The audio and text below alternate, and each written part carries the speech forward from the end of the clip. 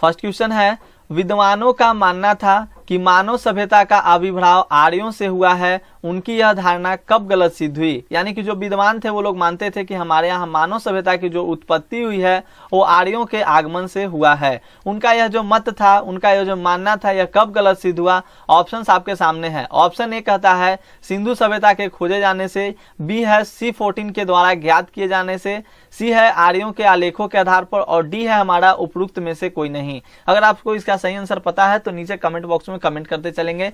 तो आपका फर्स्ट का सही आंसर ऑप्शन हो जाएगा सिंधु सभ्यता के खोजे जाने से। और फ्रेंड्स, मैंने आपको जब लेक्चर वाली वीडियो बनाई थी, लेक्चर वाली वीडियो में मैंने आपको बताया था कि हमारे यहाँ आर्यों का आगमन कब हुआ था, 1500 ईसा पूर्व में। जबकि ये सभ्यता, सिंधु सभ्यता कब से कब तक की मानी जाती है, 2500 ईसा पूर्व से लेकर 1750 ईसा पूर्व इसका सर्वाधिक मान्यता प्राप्त कर दिया गया है, जो कि आर्यों के आगमन से बहुत पहले की घटना है। यानी कि जब हमें सिंधु सभ्यता के बारे में पता चला तो यह जो विद्वानों का मत था, विद्वानों का मानना था कि हमारे यहाँ आर्यों के आगमन से ही मानव सभ्यता का उत्पत्ति हुआ है, वह उनकी धारणा गलत सिद्ध हुई। और फ्रेंड्स, आपको ध्यान रखना है इस सभ्यता को सिंधु सभ्यता क्यों कहा जाता है, क्योंकि ये जो सभ्यता थी वो सिंधु घाटी में फैली हुई थी, इसलिए सिंधु सभ्यता कहा जाता है। लेकिन समयानुसार और भी नगरों का यहाँ पे खोज किया गया जो कि सिंधु घाटी में नहीं फैली हुई थी, इसीलिए इसका नाम बदलकर हड़प्पा रखा गया। हड़प्पा इसलिए क्योंकि हड़प्पा जो था वो सिंधु सभ्यता का सबसे पहला ऐसा स्थल था जिसका उत्खनन किया गया था। यानी कि सबसे पहली बार उत्खनन हड़प्पा नामक स्थल पे की गई थी, और इसे कांस्य युग की सभ्यता के नाम से भी जाना जाता है। तो ये सब आपके लिए इंपॉर्टेंट रहेगा आपके एग्जामिनेशन के लिए। और बहुत सारे स्टूडेंट को ईसवी और ईसा पूर्व में बहुत समझने में बहुत दिक्कत होता है, इसलिए अगर आपको दिक्कत होता है तो आप भी जाकर हमारी प्लेलिस्ट में लेक्चर वाली वीडियो को देखिए, वहां पर मैंने इसके बारे में अच्छे खासे एक्सप्लेनेशन दे रखे हैं। चलिए नेक्स्ट हमारा क्वेश्चन कहता है, क्वेश्चन नंबर 2, सबसे पहले हड़प्पा में प्राचीन नगर की कल्पना किसने की। तो ध्यान रखिएगा, ऑप्शंस आपके सामने है, R D. Banerjee, M S. Vats, doctor Wheeler, sir Alexander Cunningham. जिनको भी आंसर पता है आप लोग बताते चलिएगा। बिल्कुल, सेकंड का आपका सही आंसर ऑप्शन हो जाएगा सर अलेक्जेंडर कनिंघम। आपको पता होना चाहिए कि हमारे यहाँ जो पुरातत्व विभाग की स्थापना की गई थी 1861 ईस्वी में, जिसका डायरेक्टर जनरल किसे नियुक्त किया गया था, सर अलेक्जेंडर कनिंघम को। और 1872 ईस्वी में यह निर्णय लिया गया था कि अब पूरे भारत में क्या होगी, पुरातत्व का खोज किया जाएगा, पुरातत्व के बारे में पता लगाया जाएगा। तो ध्यान रखिएगा, ये सब आपके लिए इंपॉर्टेंट रहेगा। नेक्स्ट हमारा प्रश्न कहता है, क्वेश्चन नंबर 3, सन 1921 ईस्वी में हड़प्पा में राय बहादुर दयाराम साहनी ने उत्खनन किया, वे किनके सहयोगी थे। देखिए यहाँ पर इस प्रश्न में आपके लगभग 3-4 प्रश्न समाहित हैं। जैसे पहला तो यही बन जाता है कि हड़प्पा का उत्खनन कब हुआ, तो 1921 ईस्वी में हड़प्पा के उत्खननकर्ता कौन थे, तो राय बहादुर दयाराम साहनी। तो प्रश्न में भी आपका आंसर मिल जाता है, तो उसे भी आप लोग क्या करेंगे, यहाँ पे याद करते चलेंगे। तो 1921 में हड़प्पा में राय बहादुर दयाराम साहनी ने उत्खनन किया था, वे किनके सहयोगी थे।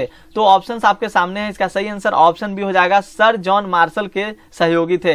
यानी सर जॉन मार्शल के नेतृत्व में 1921 ईस्वी में राय बहादुर दयाराम साहनी ने हड़प्पा का उत्खनन किया था। यानी सिंधु सभ्यता में हड़प्पा नामक स्थल का उत्खनन किया गया था, कब, तो 1921 ईस्वी में। उम्मीद करता हूं कि आपको सारे प्रश्न क्लियर होते जा रहे होंगे और याद होते जा रहे होंगे। और देखिए 1902 ईस्वी में थोड़ा सा आप लोग को इस बात का भी ध्यान रखना है, सर जॉन मार्शल को पुरातत्व विभाग का डायरेक्टर जनरल नियुक्त किया गया था। यानी कि 1861 में कनिंघम महोदय को किया गया था और 1902 ईस्वी में सर जॉन मार्शल को। और 1921 की यह घटना है, यानी कि उस समय कौन थे, तो ये सर जॉन मार्शल के नेतृत्व में ही राय बहादुर दयाराम साहनी ने उत्खनन किया था।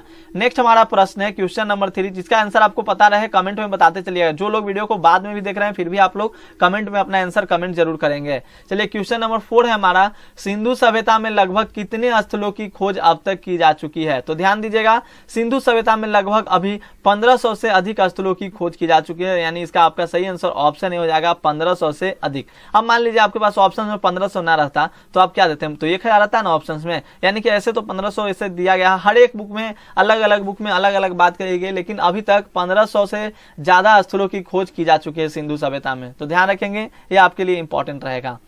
नेक्स्ट हमारा क्वेश्चन है क्वेश्चन नंबर 5, और डार्क मोड में इसलिए लाया हूं क्योंकि आपकी आंखों को ज्यादा भार नहीं पड़ेगा, क्योंकि इस समय बहुत ज्यादा बच्चे ऑनलाइन क्लासेस में क्या हो गए हैं, लीन हो चुके हैं, ऑनलाइन क्लासेस में जुड़ चुके हैं। मैं भी ऑनलाइन क्लासेस करता हूं, तो मैं आपको इसलिए मैं डार्क मोड में आप लोगों को पढ़ाने का प्रयास कर रहा हूं। देखिए बैकग्राउंड डार्क है ताकि ज्यादा आपकी आंखों पर भार न पड़े।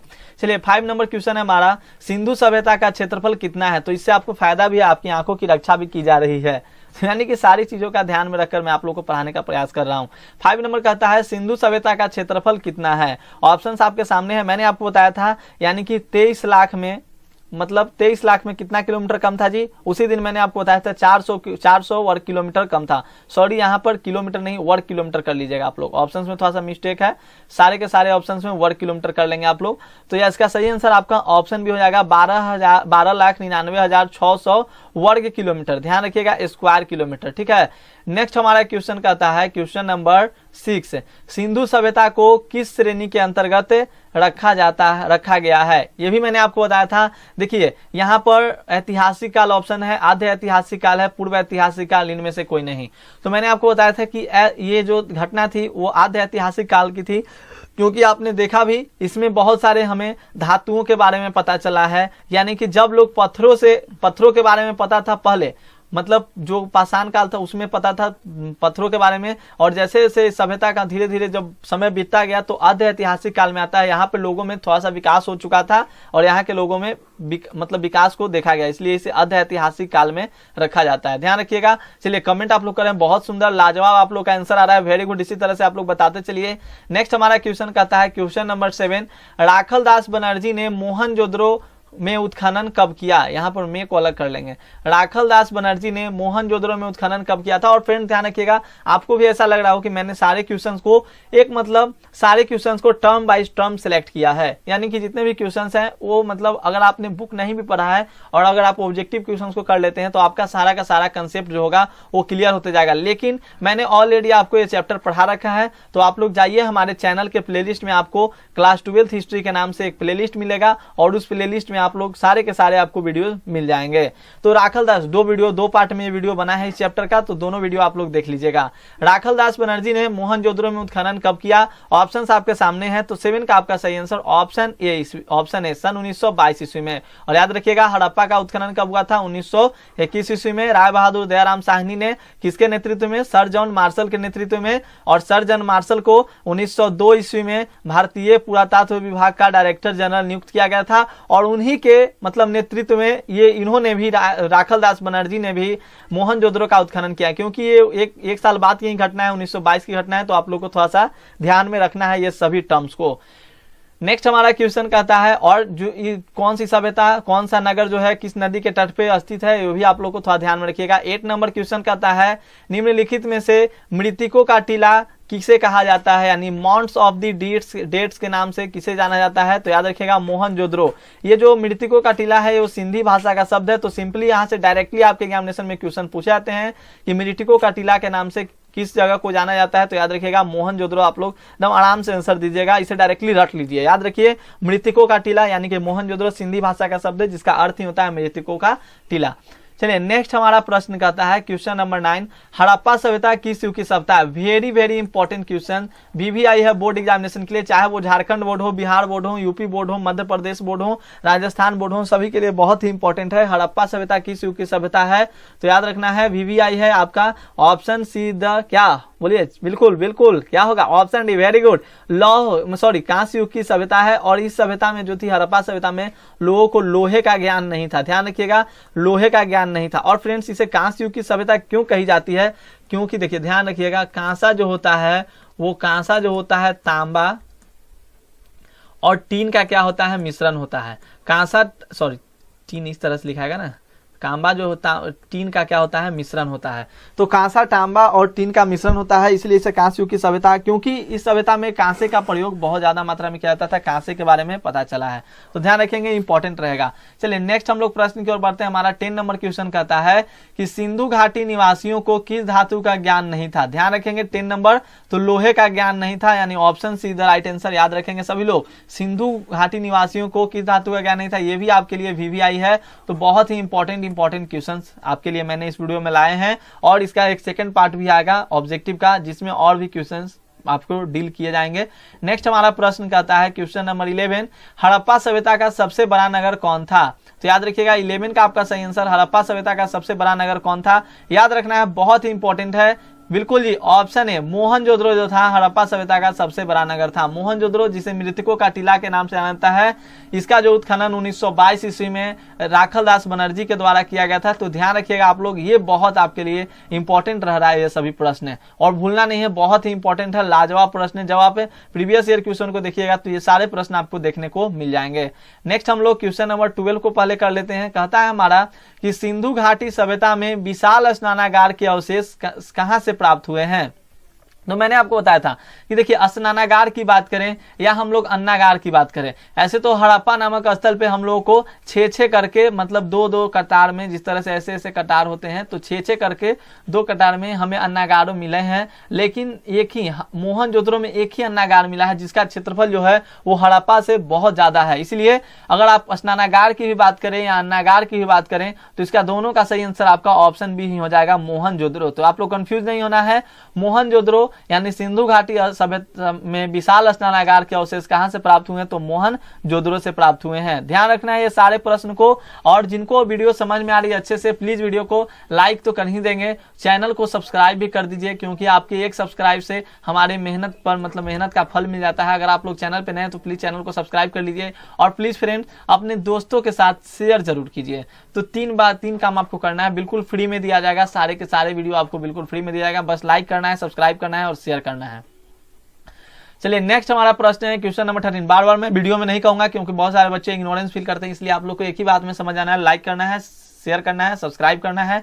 13 नंबर है हमारा, मोहनजोदड़ो किस भाषा का शब्द है। मोहनजोदड़ो किस भाषा का शब्द है, तो 13 का आपका सही आंसर ऑप्शन बी हो जाएगा, सिंधी। और ऐसे भी देखिए, सब्सक्राइब करके आप बेल आइकन को दबा लेते हैं तो आपको ही फायदा है। जैसे मैं वीडियोस को अपलोड करूंगा आपके पास नोटिफिकेशन चल जाएगा, जैसे मैं लाइव आऊं आपके पास आधा घंटा पहले नोटिफिकेशन लाइव का चला जाएगा। और इससे क्या होगा कि आपकी क्लासेस जो होगी वो कभी नहीं छूटेगी। और अगर आप चाहते हैं कि आपकी क्लासेस दम से कभी नहीं छूटे तो आप टेलीग्राम पे ज्वाइन हो जाइए, क्योंकि टेलीग्राम पे जो है मैं ऑलरेडी पहले ही क्लासेस के बारे में बता देता हूँ। तो मोहनजोदड़ो किस भाषा का शब्द है, 13 का आपका सही आंसर, सही सारी चीजों का लिंक आपको डिस्क्रिप्शन में मिलेगा। 13 का आपका सही आंसर ऑप्शन बी, सिंधी भाषा का शब्द है, जिसका अर्थ होता है मृतकों का टीला। नेक्स्ट हमारा प्रश्न कहता है क्वेश्चन नंबर 14, सिंधु सभ्यता किसके समकालीन नहीं मानी जाती थी। मैंने आपको बताया था कि जैसे हमारे यहाँ भारत में सिंधु घाटी सभ्यता थी, उसी तरह विश्व में उस समय की सभ्यता थी रही होगी। जैसे चीन की सभ्यता थी, मिस्र की सभ्यता, मेसोपोटामिया की सभ्यता, ये जो क्रीट की सभ्यता है वो उस समय समकालीन नहीं थी। यानी आपका ऑप्शन जो तीनों है ये सब समकालीन के अंतर्गत आ गया, चीन की सभ्यता, मिस्र की सभ्यता, मेसोपोटामिया की सभ्यता।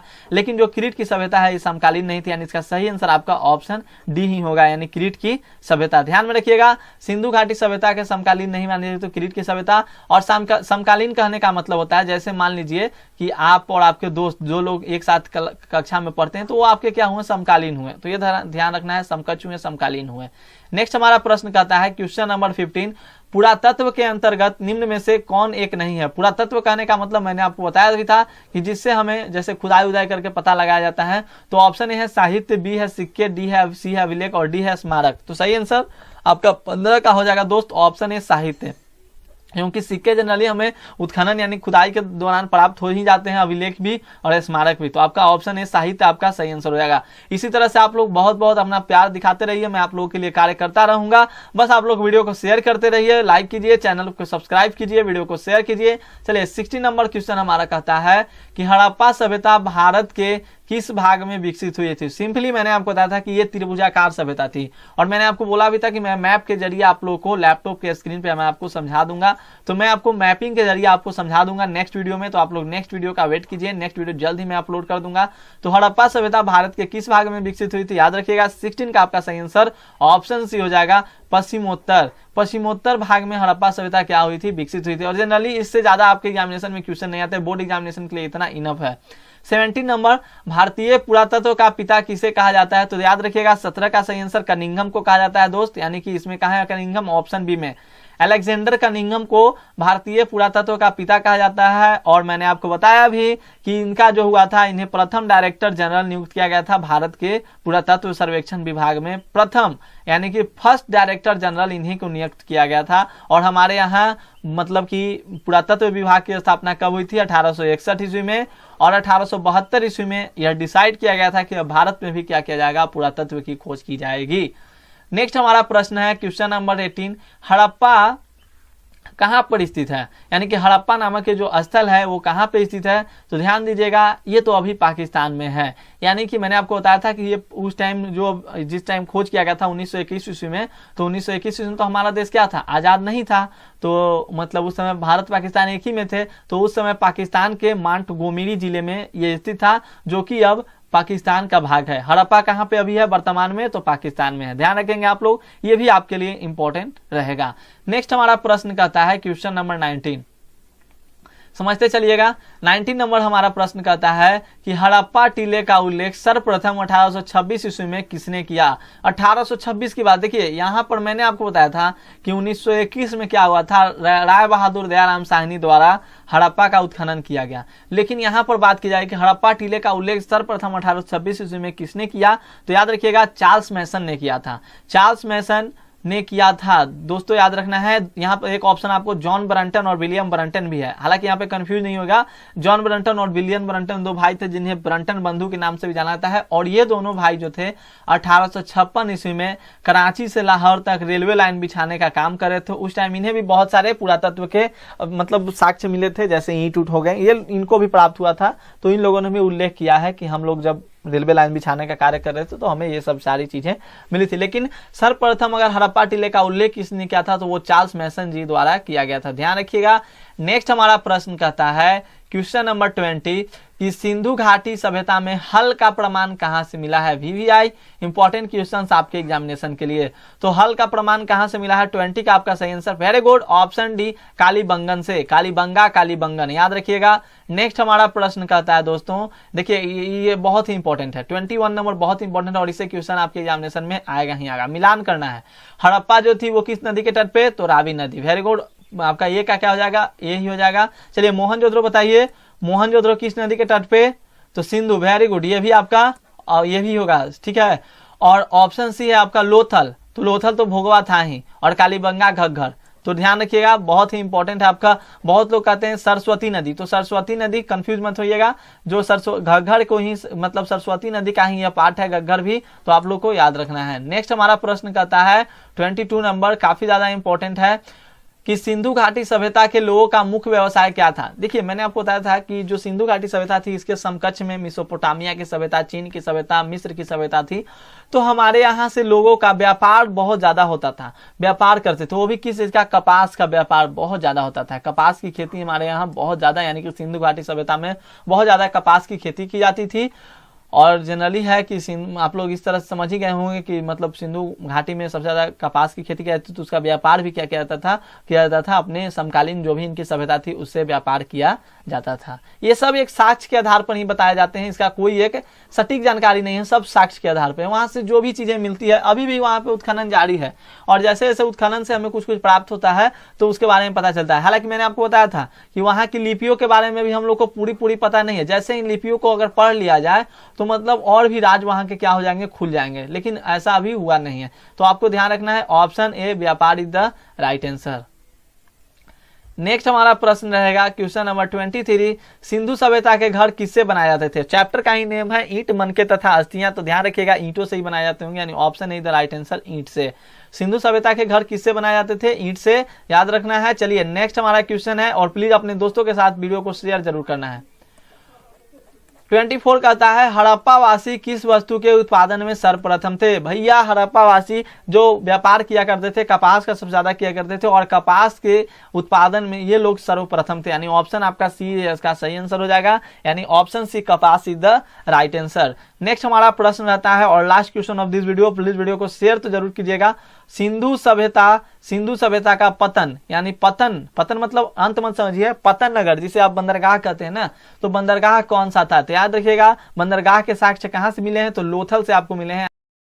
16 महाजनपदों में सबसे शक्तिशाली महाजनपद कौन था। आपने प्राचीन भारत के इतिहास में महाजनपदों के बारे में पढ़ा, जिस तरह से अभी हमारे यहाँ राज्य होते हैं उसी प्रकार से प्राचीन भारत में महाजनपद हुआ करते थे, और इनकी संख्या कितनी थी, तो 16। तो प्रश्न कहता है हमारा कि इन 16 महाजनपदों में जो सबसे शक्तिशाली महाजनपद था वो कौन था। आपके सामने 4 विकल्प दिए गए हैं, तो फटाफट से आंसर को कमेंट करते चलना है। तो तो फर्स्ट का सही आंसर आपका ऑप्शन ए हो जाएगा।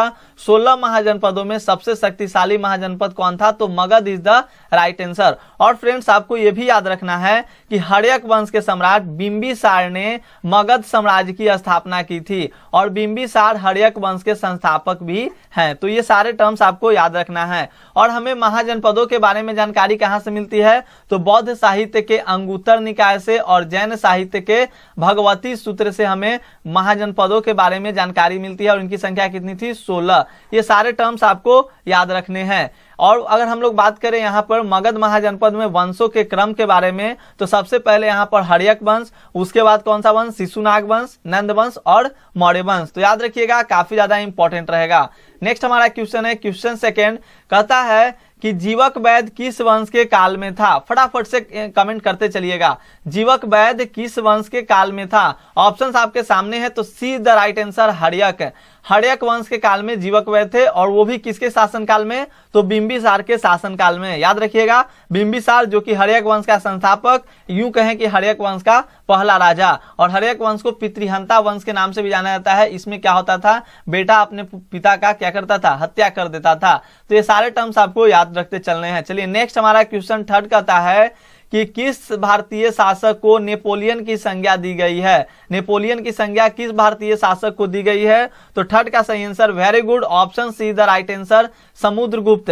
तो समुद्रगुप्त जो कि चंद्रगुप्त का प्रथम उत्तराधिकारी था। याद रखिएगा, चंद्रगुप्त का प्रथम उत्तराधिकारी था जिसे हम लोग नेपोलियन की संज्ञा देते हैं। तो ये काफी ज्यादा इंपॉर्टेंट है। और समुद्रगुप्त ने आर्यावर्त के 9 शासकों को पराजित किया था और दक्षिणावर्त के 12 शासकों को क्या किया था, पराजित किया था। ये सारे टर्म्स आपको ध्यान में रखना है। नेक्स्ट हमारा क्वेश्चन है, क्वेश्चन 4, जनपद शब्द का शाब्दिक अर्थ क्या होता है। फ्रेंड्स ये जो होता है ना, ये सब्जेक्टिव में भी 2 मार्क्स में आपके एग्जामिनेशन में डिफाइन करने के लिए आ जाता है। तो थोड़ा याद रखिएगा, जनपद शब्द का शाब्दिक अर्थ क्या है। तो 4 का आपका सही आंसर बिफोर बॉल, यानी कि जहां लोग अपना घर बनाते हैं उसे हम लोग क्या करते हैं, जनपद कहते हैं। Option be the right answer. याद रखिएगा, बहुत ही इजी क्वेश्चन है और बहुत ज्यादा इंपॉर्टेंट है। जितने भी क्वेश्चन हैं सिलेक्टेड हैं। और यदि आप इस चैनल पर नए होंगे तो चैनल को सब्सक्राइब कर लीजिएगा। पीडीएफ के लिए टेलीग्राम चैनल को ज्वाइन कर लीजिएगा। चलिए 5 नंबर क्वेश्चन हमारा है कि किस शिलालेख में अशोक के कलिंग विजय का उल्लेख है। अशोक ने कलिंग पर विजय किया था, तो उन्होंने उसका जो शिलालेख था, तो कितने मतलब कौन से नंबर वाले शिलालेख में अशोक के कलिंग विजय का उल्लेख है। तो 5 का सही answer, option D the right answer, 13वां। याद रखिएगा, कौन से शिलालेख, तो 13वां इज द राइट आंसर। और आपको आंसर पहले से पता रहे ना, तो नीचे कमेंट सेक्शन में कमेंट करते चलिएगा। नेक्स्ट हमारा है क्वेश्चन 6 है, कहता क्या है कि अशोक किस वंश का शासक था। चलिए फटाफट से आप लोग कमेंट करके बताइए, अशोक जो था वो किस वंश का शासक था। बहुत ही इंपॉर्टेंट है, बहुत इंपॉर्टेंट है जी, अशोक किस वंश का शासक था। करेंगे सभी लोग फटाफट से कमेंट। वेरी गुड, 6 का सही आंसर आपका हो जाएगा option be the right answer, Maurya वंश। मौर्य वंश का ये बहुत ही महानतम शासक था। कौन, तो अशोक। याद रखिएगा। नेक्स्ट हमारा क्वेश्चन है, क्वेश्चन नंबर 7, कहता है हमारा कि धम्म महामात्रों को किसने नियुक्त किया। देखिए धम्म का शुरुआत किसने की थी, मैंने आपको सब्जेक्टिव में कराया है ना, धम्म की शुरुआत किसने की थी। अगर आपने सब्जेक्टिव वाला वीडियो नहीं देखा तो आई बटन में मैंने लिंक भी दे रखा है और नीचे डिस्क्रिप्शन में भी आपको लिंक मिल जाएगा। या आप सबसे अच्छा तरीका है कि आप रेगुलर क्या कीजिए, हमारे चैनल के प्लेलिस्ट को चेक करते रहिए, वहां पर वीडियोज आपको मिलते जाएंगे। तो धम्म महामात्रों को किसने नियुक्त किया, तो याद रखिएगा option C the right answer, Ashok ने धम्म चलाया था, धम्म महामात्रों को नियुक्त किया था प्रचार करने के लिए कि आपको क्या करना है, धम्म का प्रचार करना है। उनके कुछ धम्म थे, वो सब मैंने आपको एक्सप्लेन कर रखा है। 8 नंबर क्वेश्चन कहता है हमारा कि भारतीय इतिहास का कौन सा काल स्वर्ण काल के नाम से जाना जाता है। भारतीय इतिहास का कौन सा काल स्वर्ण काल के नाम से जाना जाता है। स्वर्ण काल, इसमें सोने का क्या हुआ था, बहुत ज्यादा सोने के सिक्के बहुत ज्यादा मात्रा में बनाए गए थे। 8 का सही आंसर, 8 का सही answer, very good, option be the right answer, गुप्त काल। याद रखिएगा, गुप्त काल को भारतीय इतिहास का स्वर्ण काल कहा जाता है। पूछा गया है आपके एग्जामिनेशन में इस क्वेश्चन को भी, तो याद रखेंगे प्रीवियस ईयर में। क्वेश्चन नंबर 9 है हमारा, बहुत ही लाजवाब सा क्वेश्चन, अपने स्वयं के खर्चे से सुदर्शन झील की मरम्मत किसने कराई। बहुत ही फेमस क्वेश्चन है ये, तो इस प्रश्न को मैं आपके लिए छोड़ता हूं, आपको इसका आंसर कमेंट सेक्शन में कमेंट करके बताना है कि अपने स्वयं के खर्चे से सुदर्शन झील की मरम्मत किसने कराई थी। बहुत ही फेमस क्वेश्चन है दोस्तों। चलिए नेक्स्ट क्वेश्चन की ओर बढ़ते हैं, क्वेश्चन नंबर 10 जो कि मैं कराऊंगा। 10 नंबर कहता है कि कनिष्क की राज्यारोहण तिथि क्या है। ऑप्शंस आपके सामने है। कनिष्क जो कि कुषाण वंश का प्रमुख एक सम्राट था, तो कहता है कि कनिष्क की राज्यारोहण तिथि क्या है, तो आपको इसका आंसर बताना है। तो option be the right answer 78 ईस्वी। 78 ईस्वी में कनिष्क का राज्यारोहण हुआ था। कनिष्क जो था उसका किस वंश से संबंध था? कुषाण वंश से। और ये भी याद रखिएगा कि देखिए आपके एग्जामिनेशन में कभी कभी ना ऑब्जेक्टिव में 78 ईसा पूर्व भी ऑप्शन में देता है कंफ्यूजन के लिए, तो कंफ्यूज नहीं होना है, 78 ईस्वी ही आपको क्या करना है? टिक आउट करना है। नेक्स्ट हमारा जो प्रश्न है क्वेश्चन नंबर 11 कहता है कि मौर्यकालीन टकसाल का प्रधान कौन था। जो मौर्यकालीन समय में, मौर्य के समय में जो टकसाल होते थे उनका प्रधान कौन था? तो उनके प्रधान का नाम रखा जाता है लक्षणाध्यक्ष। तो याद रखिएगा option D the right answer लक्षणाध्यक्ष। और जो क्या करते थे, जो मुद्राओं का परीक्षण करते थे उस अधिकारी को कहा जाता था रूप दर्शक। क्या कहा जाता था? रूप दर्शक। तो ध्यान रखिएगा, कहीं कहीं कंफ्यूजन क्रिएट ये भी होता है। नेक्स्ट हमारा 12 नंबर है और बहुत ही लाजवाब फेमस क्वेश्चन जी, किसे नहीं पता होगा इसके बारे में। प्रीवियस ईयर से लेकर सभी जगह इस क्वेश्चन को भरा पड़ा है, मतलब ये प्रश्न भरा पड़ा है। पुराणों की संख्या कितनी है? पुराणों की संख्या कितनी है? तो 12 का सही आंसर ऑप्शन बी 18। पुराणों की संख्या कितनी है? 18। और आपने गौर किया होगा, मैंने एक आध वीडियो में ये भी आपको बोला था कि देखिए पढ़ाई तो हर कोई करता है, ध्यान रखिएगा, पढ़ाई तो हर कोई करता है, लेकिन परीक्षा में अच्छे अंक वही प्राप्त करते हैं जो सबसे थोड़ा सा ज्यादा पढ़ता है। समझिएगा, पढ़ाई हर कोई करता है। अगर आप क्लास की ही बात कर ले सिंपल सा, तो क्लास में देखिएगा हर लोग पढ़ता है, जितना भी स्टूडेंट होगा सब पढ़ाई करता है, लेकिन रोल नंबर 1 किसका रहता है? जो सबसे थोड़ा सा ज्यादा पढ़ाई करता है उसी का रोल नंबर 1 रहता है। तो इसीलिए पढ़ाई करना है, कंपेयर कर करके पढ़ते चलिए कि ना हम भी उससे अच्छा करें और हम भी आगे अच्छा करते चलें। तो देखिए पुराणों की संख्या पूछ जाती है आपके एग्जामिनेशन में, तो पुराणों की संख्या कितनी है? 18। महाजनपद कितने हैं? तो 16। और वेदों की संख्या कितनी है? तो 4। और बाकी तो मैं वीडियो आप लोगों को दे ही रहा हूं, इससे भी आप लोगों को कुछ ना कुछ हेल्प मिल ही जाता होगा, और बाकी सेल्फ स्टडी करते रहिए। 13 नंबर कहता है हमारा कि किस शासक को प्रियदर्शी कहा गया है। प्रियदर्शी का मतलब समझते हैं सुंदर मुखाकृति वाले राजा। सुंदर मुखाकृति वाले राजा यानी प्रियदर्शी कहा जाता है। और यहाँ पर इस टर्म्स को समझने के लिए एक बात को याद रखिए, 1837 ईस्वी, मैंने आपको बताया भी है कि 1837 ईस्वी में जेम्स प्रिंसेप ने अशोक के अभिलेखों का अध्ययन किया था, और उसने देखा था कि अधिकांश जो अभिलेख हैं और सिक्कों पर प्रियदर्शी अर्थात मनोहर मुखाकृति वाले राजा का नाम अंकित है। तो याद रखिएगा Ashok is the right answer. Ashok को प्रियदर्शी के नाम से भी जाना जाता है। नेक्स्ट हमारा क्वेश्चन नंबर 14 है दोस्तों, ये भी लाजवाब सा प्रश्न है। देखिए सारे के सारे प्रश्न आपके लिए इंपॉर्टेंट हैं, और मैं वही क्वेश्चंस को लाता हूं जो सिलेक्टेड रहते हैं, अच्छे लेवल के रहते हैं, और जिनकी संभावना यानी प्रोबेबिलिटी रहती है कि आपके एग्जामिनेशन में पूछे जा सकते हैं। तो अगर आप चैनल पर नए होंगे तो चैनल को सब्सक्राइब कर लीजिएगा, और जो भी मेरे मित्र इस वीडियो को देख रहे हैं प्लीज आप अपने कम से कम 2 दोस्तों के साथ इस वीडियो को शेयर कीजिएगा। समझिए कोई आपको फ्री में कंटेंट दे रहा है, फ्री में कंटेंट बिल्कुल मिल रहा है, तो आपको क्या करना है, कम से कम शेयर करना तो बनता है। पीडीएफ भी साथ साथ में आपको प्रोवाइड कराता चलता हूं, टेलीग्राम पे आपको पीडीएफ मिल जाता है। तो प्राचीन भारत में अभिलेखों की शुरुआत किस शासक ने की थी? सबसे पहले मैंने आपको बताया था अशोक के अभिलेखों के बारे में, जिसे 1837 ईस्वी में सबसे पहले डिकोड किया गया। जेम्स प्रिंसेप जो कि ब्रिटिश ईस्ट इंडिया कंपनी का एक अधिकारी है, उन्होंने 1837 ईस्वी में अशोक के अभिलेखों को डिकोड किया था और बताया था। तो याद रखिएगा प्राचीन भारत में अभिलेख की शुरुआत किस शासक ने की थी? तो अशोक ने किया था। ये सारे के सारे टर्म्स आपके लिए इंपॉर्टेंट रहने वाले हैं। नेक्स्ट जो हमारा प्रश्न है दोस्तों 15 नंबर, देखिए क्या कहता है कि मेगास्थनीज भारत के किसके दरबार में आया, यानी मेगास्थनीज जो है भारत में किसके दरबार में आया था? ऑप्शंस आपके सामने हैं। मेगास्थनीज बहुत ही फेमस सा नाम है एग्जामिनेशन में, तो इस नाम को बिना देखे हुए आपका एग्जामिनेशन पार ही नहीं लग सकता है। मतलब इस नाम से मतलब रिलेटेड क्वेश्चंस आना ही आना निश्चित है। 100% क्या है, तो 100% विश्वास के साथ मैं ये बात कर रहा हूं। तो मेगास्थनीज भारत में किसके दरबार में आया था? तो 15 का आपका सही आंसर ऑप्शन है चंद्रगुप्त मौर्य के दरबार में आया था। चंद्रगुप्त मौर्य ने सेल्यूकस निकेटर वाली कहानी मैंने आपको बताया था, तो सेल्यूकस निकेटर की पुत्री से शादी किया था, और उसके बाद मेगास्थनीज प्रस्तावना हुआ था, संधि हुआ था, उस संधि के तहत मेगास्थनीज को यहाँ का राजदूत बनाकर भेजा गया था चंद्रगुप्त मौर्य के दरबार में। तो याद रखेंगे। नेक्स्ट हमारा जो प्रश्न है, और इसने मेगास्थनीज ने इंडिका नामक पुस्तक 16 कहता है कि प्रयाग प्रशस्ति की रचना किसने की थी? बहुत ही इंपॉर्टेंट ये भी प्रश्न आपके लिए है। तो 16 का देखिए, 16 का सही आंसर आपका हो जाएगा ऑप्शन डी हरिसेन। याद रखिएगा प्रयाग प्रशस्ति की रचना किसने की थी? हरिसेन ने की थी। और इसे प्रयाग प्रशस्ति, प्रयाग का मतलब क्या? इलाहाबाद, तो इलाहाबाद स्तंभ के नाम से भी जाना जाता है ना, तो इलाहाबाद स्तंभ या प्रयाग प्रशस्ति की रचना हरिसेन ने किया। और ये क्वेश्चन को 2010 में, 13 में, 15 में, 16 में पूछा गया है। और ये जो हरिसेन थे ना, ये समुद्रगुप्त के दरबारी कवि थे। समुद्रगुप्त के बारे में आप भली भांति परिचित हैं। नेक्स्ट हमारा क्वेश्चन नंबर 17 देखिए क्या कहता है, और ये भी लाजवाब सा प्रश्न है, थोड़ा ऊपर जा रहा है, इसको थोड़ा राइट वे में लाइए। 17 कहता है कि राजत रंगनी के लेखक कौन थे? राजत रंगनी के लेखक फ्रेंड्स याद रखना है, Kalhana is the right answer, option D. तो राजत रंगनी के लेखक कौन थे आपके? कलहन। नेक्स्ट हमारा क्वेश्चन नंबर 18 कहता है, थोड़ा सा इसे भी ऊपर कर लिया ही जाए, आज क्या हो रहा है। हाँ 18 देखिए, अर्थशास्त्र और इंडिका से किस राजवंश के विषय में जानकारी मिलती है? तो देखिए अर्थशास्त्र और इंडिका किस राजवंश के, मतलब किस वंश के काल में इसकी चर्चा की गई थी? मौर्य वंश के काल में, ठीक है ना। तो इसका 18 का सही आंसर आपका ऑप्शन हो जाएगा मौर्य वंश। अर्थशास्त्र की रचना कौटिल्य ने और इंडिका की रचना मेगास्थनीज ने। याद रखेंगे, शायद आगे आपको प्रश्न देखने को मिल जाए, मैंने बोला भी है, चलिए मिल ही गया। यहाँ पर नहीं, उससे कुछ रिलेटेड प्रश्न नहीं मिले हैं। 19 नंबर प्रश्न कहता है कि अर्थशास्त्र की रचना कब हुई थी?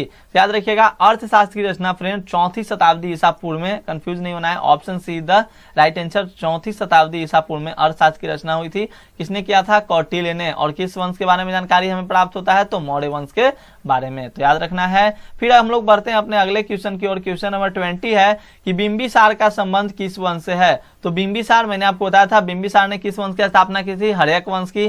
तो हर्यक वंश के संस्थापक बिंबिसार के पुत्र हुए कौन? अजातशत्रु। तो इसी तरह से आपको याद रखना है, मैंने आपको बताया भी है। तो ये सारे टर्म्स आपके लिए इंपॉर्टेंट और मायने हैं, कहीं ना कहीं ये सारे प्रश्न आपसे एग्जामिनेशन के लिए बहुत ज्यादा इंपॉर्टेंट रहने वाले हैं। लगभग हर एक कोई जानता है पितृहंता वंश के बारे में, पितृहंता के बारे में। नेक्स्ट देखिए, नेक्स्ट हम लोग अपने 20 नंबर तक कर लिए थे ना, 21 नंबर क्वेश्चन की ओर आते हैं। वज्जी को सामाजिक ग्रंथों में कहा गया है? तो याद रखिएगा, ऑप्शन इधर राइट आंसर, वज्जी को गणसंघ कहा गया, ठीक ना। याद रखना यहाँ पे गणतंत्रात्मक शासन व्यवस्था यहाँ पे था, और वज्जी संघ में टोटल 28 राज्य क्या थे? तो शामिल थे। नेक्स्ट प्रश्न हमारा 22 है, ये भी इंपॉर्टेंट है। पाटलिपुत्र नगर की स्थापना की गई थी? किनके द्वारा पाटलिपुत्र नगर की स्थापना की गई थी? तो सबसे पहले मैं आपको बता दूं, देखिए ये जो पाटलिपुत्र है, गंगा, सोन और गंडक नदियों के संगम पर स्थापना किया गया था इस पाटलिपुत्र का। और उदयन का नाम आप लोगों ने सुना होगा, जो कि ऑप्शन सी में आप लोग देख पा रहे हैं। तो पाटलिपुत्र नगर की स्थापना उदयन द्वारा किया गया था, और इन्होंने अपने पिता अजातशत्रु की हत्या करके सिंहासन प्राप्त किया था। जैसे बिंबिसार का पुत्र अजातशत्रु, और अजातशत्रु का पुत्र कौन था? उदयन। नेक्स्ट हमारा प्रश्न कहता है 23, प्रसिद्ध ग्रंथ, सॉरी ऊपर चला जा रहा है। हाँ 23 है, प्रसिद्ध ग्रंथ इंडिका की रचना किसने की थी? ध्यान दीजिएगा, इंडिका की रचना, तो इंडिका की रचना मेगास्थनी द्वारा, राजदूत है ना, किसके दरबार का? चंद्रगुप्त मौर्य के दरबार का। तो प्रसिद्ध ग्रंथ इंडिका की रचना मेगास्थनीज के द्वारा किया गया, याद रखना है। नेक्स्ट हमारा प्रश्न है 24 नंबर, कहता है फूट डालकर विजय प्राप्त करने का कार्य सर्वप्रथम किस राजा ने किया? तो देखिए इसमें आपको याद रखना है, यहाँ पे फूट डालकर सबसे पहले अजातशत्रु ने इस कार्य को क्या किया था? शुरू किया था। इन्होंने अपने पिता बिंबिसार की हत्या करके मगध का सम्राट बना, और फिर इन्होंने फूट डालकर वज्जी संघ, जिसमें मैंने बताया कि इसमें 8 राज्य शामिल थे, तो वज्जी संघ पर इसने विजय प्राप्त किया था। किसने? तो अजातशत्रु ने। और याद रखिएगा, अजातशत्रु ने अपने पिता की हत्या करके मगध साम्राज्य पर अपना कब्जा जमाया था, यानी मगध पे अपना शासन जमाया था, मगध का सम्राट बना। Last question of this video, जो कि आपके लिए ही रहेंगे, कुछ मैं बता देता हूं, बाकी तो आपको ही करना है। देखिए क्वेश्चन है कि मिलान करें, इससे आपके जितने भी कंसेप्ट होंगे वो क्लियर हो जाएंगे। देखिए इधर राजवंश के नाम दिए गए हैं और इधर शासक, तो किस राजवंश से कौन से शासक हुए आपको यहाँ पर मतलब इसका मिलान करना है। एज ए टर्म समझिए कि अगर आप इसे कर लेते हो तो आपका ऑब्जेक्टिव भी साथ साथ क्लियर हो जाएगा। तो इसे आप लोग कमेंट सेक्शन में क्या कीजिएगा, आपका ये वर्क रहेगा। ये क्वेश्चन नंबर 9 मैंने आपको दिया है, अगले वीडियो में मैं इसका आंसर बताऊंगा। तो क्वेश्चन नंबर 9 को आपको करना है, ध्यान रखेंगे। और क्वेश्चन नंबर 25 को कमेंट सेक्शन में आपको क्या बताना है कि इसको मैचिंग करके इस तरह से आप लोग आंसर लिखिएगा। फर्स्ट का ऐसे लिख दीजिएगा, मान लीजिए फर्स्ट का है सुंग वंश, तो सुंग वंश का बता ही देता हूं मैं। सुंग का मान लीजिए, सुंग का क्या हो जाएगा? पुष्यमित्र सुंग, तो सुंग का पुष्यमित्र सुंग, तो फर्स्ट का आंसर आपको इस तरह से लिखना है, ऐसे लिख दीजिएगा, ठीक ना, कमेंट सेक्शन में। फिर सेकंड का, तो सेकंड का आंसर देखिए कुषाण, तो कुषाण किससे संबंधित है? कनिष्क से कनिष्क खोजते हैं यहाँ पर चौथा नंबर पर, तो चौथा हम लोग लगा देंगे। थर्ड नंबर क्वेश्चन को देखिए क्या कहता है, हर्यक, तो हर्यक किससे संबंधित है, किस शासक से संबंधित है, खोजेंगे इधर हम लोग। तो यहाँ पर चलते हैं, देखते हैं अजात शत्रु मिल गया हम लोग को, कहाँ मिल गया, अजात शत्रु मिल गया, तो अजात शत्रु के पास हम लोग यहाँ पर टिक कर देंगे। 4 नंबर है, देखिए 4 नंबर क्या कहता है, मौर्य, तो मौर्य में भी हम लोग खोज लेंगे, कहाँ गया मौर्य कहाँ गया जी, मौर्य, देखते हैं हम लोग, चलिए पढ़ लेते हैं इसको। अजात शत्रु, ओहो बिंदुसार सेकंड में ही था, कंफ्यूज हम लोग हो गए। तो चलिए देखिए, तो 4 का, तो इस तरह से आपको क्या करना है, कमेंट सेक्शन में कमेंट करके बताना है। इससे क्या होगा कि आपका जितना भी टर्म्स रहेगा, वो जितने भी राजवंश से रिलेटेड क्वेश्चन रहेंगे शासक से, वो सारे के सारे आपको क्लियर हो जाएंगे। तो दोस्तों प्लीज आप लोग कमेंट करके जरूर से जरूर बताएं इसका आंसर। हमारा पहला प्रश्न है आज का, बहुत ही इंपॉर्टेंट है। देखिए क्या कहता है प्रश्न कि निम्नलिखित में से कौन सा स्रोत ऐतिहासिक साहित्यिक स्रोत है। देखिए मैंने आपको इतिहास के पहले क्लास में पढ़ाया था कि जो प्राचीन इतिहास होते हैं उसकी जानकारी के मुख्य रूप से 3 स्रोत होते हैं। एक आपका साहित्यिक स्रोत, पुरातात्विक स्रोत और कुछ विदेशी यात्रियों के विवरण से भी हमें उसके बारे में पता चलता है। तो पुरातात्विक का जिसका संबंध होता है अभिलेख से, मोहरों से, सिक्कों से, और मैंने चैप्टर फर्स्ट में पुरातत्व क्या है, पुरातत्व से आप क्या समझते हैं, ये सारी बातें डिस्कस कर दिया है। तो यदि आपने उस वीडियो को भी नहीं देखा है तो आप जाकर उस वीडियो को देख लीजिएगा। मतलब कि जो भी मैं वीडियोस बनाता हूं आप इस वीडियो को फॉलो कीजिए और वीडियो को जरूर से जरूर देखिए। आपको सारे वीडियो आसानी से कहां मिलेंगे, वीडियोस वाले सेक्शन में नहीं, प्लेलिस्ट वाले सेक्शन में आपको आसानी से मिल जाएंगे। ऑप्शन से देखिए ब्राह्मण ग्रंथ, बौद्ध ग्रंथ, जैन ग्रंथ और अभिलेख। तो आप लोगों को आंसर याद है, पहले से पता है या गेस कर पा रहे हैं तो नीचे कमेंट सेक्शन में कमेंट जरूर कीजिए। तो इसका सही आंसर क्या हो जाएगा, बिल्कुल बहुत अच्छा ऑप्शन डी हो जाएंगे आपके, अभिलेख। और मुझे आशा है कि आप लोगों ने अभिलेख ही किया होगा, ऑप्शन डी, क्योंकि ये वीडियो मैं रिकॉर्ड करके डाल रहा हूं और आप लोग नीचे कमेंट सेक्शन में जरूर कमेंट कर देंगे। निम्नलिखित में से कौन सा स्रोत ऐतिहासिक साहित्यिक स्रोत नहीं है। दोस्तों साहित्य का मतलब होता है जैसे आपके क्या हो गए, जैसे आपका ग्रंथ हो गया, ये सारी चीज साहित्य के रूप में आते हैं। और पुरातात्विक, अभिलेख जो आपका, इसका संबंध किससे है, पुरातत्व से है, तो ये आपका पुरातात्विक आपका ये संबंध रखता है। तो ध्यान रखिएगा, ये सारे टर्म्स आपके लिए इंपॉर्टेंट रहेंगे। नेक्स्ट हमारा प्रश्न है, नेक्स्ट प्रश्न है, देखिए प्रश्न संख्या 2, और ये तो प्रश्न आपके लिए इतना ज्यादा इंपॉर्टेंट है, बहुत ही फेमस प्रश्न है। और बोर्ड का समझिए ना कि ये बहुत फेमस, जिस तरह से हम लोग का कोई फेमस होता है उसी तरह से ये बोर्ड का फेमस प्रश्न है दोस्तों। तो इसे कीजिएगा। देखिए प्रश्न 2 क्या है, वेदों की संख्या कितनी है। बहुत इंपॉर्टेंट प्रश्न है आपके लिए, वेरी गुड, बहुत अच्छा। तो ऑप्शन ए आपके हो जाएंगे 4। वेदों की संख्या कितनी है, 4। फटाफट से नाम आप लोग कमेंट सेक्शन में कमेंट कर देंगे। बिल्कुल दोस्तों, ऋग्वेद, सामवेद, अथर्ववेद और यजुर्वेद। तो याद रखिएगा ये टर्म्स आपके लिए इंपॉर्टेंट है और टर्म्स आपको याद रखना भी बेहद जरूरी है दोस्तों। अगला हमारा प्रश्न है, देखिए 3rd नंबर, निम्नलिखित में से उपनिषदों की संख्या है। तो बताइएगा याद है, हाँ या ना, हाँ या ना। अगर याद है तो कमेंट करेंगे, बताना है सभी को। निम्नलिखित में से उपनिषदों की संख्या कितनी है। तो बिल्कुल दोस्तों 3rd का सही आंसर ऑप्शन ए आपके हो जाएंगे 108। याद रखिएगा उपनिषद कितने हैं, तो आपके 108 हैं दोस्तों, याद रखना है। और अगले प्रश्न की ओर रुख करते हैं फ्रेंड्स। देखिए अगर आप चैप्टर को अच्छे से पढ़ लेते हो तो आपको ऑब्जेक्टिव क्वेश्चन सोल्व करने में किसी तरह की कोई परेशानी नहीं होने वाली है। और जितने भी इस वीडियो के प्रश्न हैं सिलेक्टेड हैं, और मैं आपको फिर बता दूं कि इंपॉर्टेंट प्रश्न है। इंपॉर्टेंट कहने का मतलब ऐसे ही नहीं, इसको मैंने खुद अच्छे तरीके से एनसीईआरटी के सारे प्रश्न आपके सिलेक्टेड हैं। आप देखिएगा आपको ऐसे ऐसे प्रश्न तो आपको गेस पेपर में भी देखने को नहीं मिलेगा, क्योंकि उससे ज्यादा यहाँ पे मेहनत किया जाता है। ठीक है, तो अगला प्रश्न है, बस आपको फीस के रूप में क्या करना है कि आपको वीडियो को शेयर कर देना है अपने दोस्तों को, व्हाट्सएप के स्टेटस में लगा लीजिए, थोड़ा ज्यादा शेयर करते चलिएगा।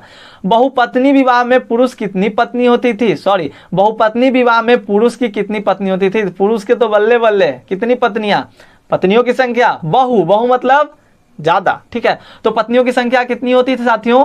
ऑप्शन से देखिए केवल एक ही, एक से अधिक, या 2 से अधिक, या अनेक। तो आप क्या लगाइएगा इसका सही आंसर। तो मुझे उम्मीद है कि आपने ऑप्शन डी को लगाया होगा। बिल्कुल, बहु कहने का मतलब हो गया कि बहुपत्नी विवाह में पुरुषों की कितनी पत्नी होती थी साथियों, तो अनेक होती थी। मतलब वो फ्री है, बहुपत्नी प्रथा वो था विवाह के। आप लोगों को मनुस्मृति में भी विवाह के प्रकारों के बारे में उल्लेख किया गया है, महाभारत में ये आपने बात पढ़ा चैप्टर 3 में। और जो चैप्टर 3 है आपका, ये जनरली आपका महाभारत के बारे में इसको में पढ़ने के लिए ज्यादा आपको टर्म्स है। हालांकि हमें और भी इसमें पढ़ने हैं, जैसे कि कुछ आपके राजाओं के बारे में, सातवाहन शासक के बारे में, गौतमी पुत्र सातकर्णी के बारे में, तो बहुत सारे टर्म्स हमें पढ़ने, लेकिन जनरली इसमें महाभारत के बारे में ज़्यादा पढ़ना है। तो आपको ऑब्जेक्टिव क्वेश्चन में भी बहुत ज़्यादा टर्म्स आपको महाभारत से देखने के लिए मिलेंगे। तो प्रश्न है कि बहुपत्नी विवाह में पुरुष की कितनी पत्नी होती थी? तो कितनी पत्नी होती थी? अनेक। याद रखिएगा, बहु कहने का मतलब कि ज़्यादा। तो कंसेप्ट इस तरह से याद रखना है आपको कि आप भूलिए नहीं और भूलना भी नहीं है। 5th नंबर क्वेश्चन को देखिए, इसे भी आप लोग करने का प्रयास कीजिएगा। प्रश्न कहता है दोस्तों कि धर्मशास्त्र और धर्मसूत्र में किसका उल्लेख मिलता है? तो धर्मशास्त्र और धर्मसूत्र में कभी कभी ऑप्शन पे भी नजर दौड़ा लिया कीजिए, क्योंकि ऑप्शन देखने से भी आपके आंसर याद हो जाते हैं और आंसर का आपको पता चल जाता है कि हाँ भैया इसका क्या आंसर सही होने वाला है। तो ऑप्शन देखिए, सामाजिक व्यवस्था, दैवीय व्यवस्था, राजनयिक व्यवस्था और यहां पर है नैतिक व्यवस्था। तो धर्मशास्त्र और धर्मसूत्र, क्या कर रहा है यहाँ पे बात? धर्मशास्त्र और धर्मसूत्र। तो क्या आपको लगता है क्या होना चाहिए सही आंसर? बिल्कुल, ऑप्शन भी आपके सही आंसर है, दैवीय व्यवस्था। दोस्तों क्या हो जाएगा? तो दैवीय व्यवस्था याद रखना है और इसका आपको नोट्स बनाना है जरूर से जरूर। और एग्जाम टाइम देखना है कि आकाश भैया ने पढ़ाया, आकाश सर ने पढ़ाया तो मैच किया या नहीं प्रश्न, और फिर मुझे उस दिन आप कॉल कीजिएगा तो मुझे भी बहुत खुशी होगी और मैं कहूंगा कि आप अपने फेयर कॉपी को तो देखो। अरे जिस दिन मैं आंसर शीट आप लोगों का मिलाऊंगा ना, जब आप लोग एग्जाम कराओगे, उसी दिन आपको पता चल जाएगा कि क्या बात में सच्चाई थी और क्या नहीं।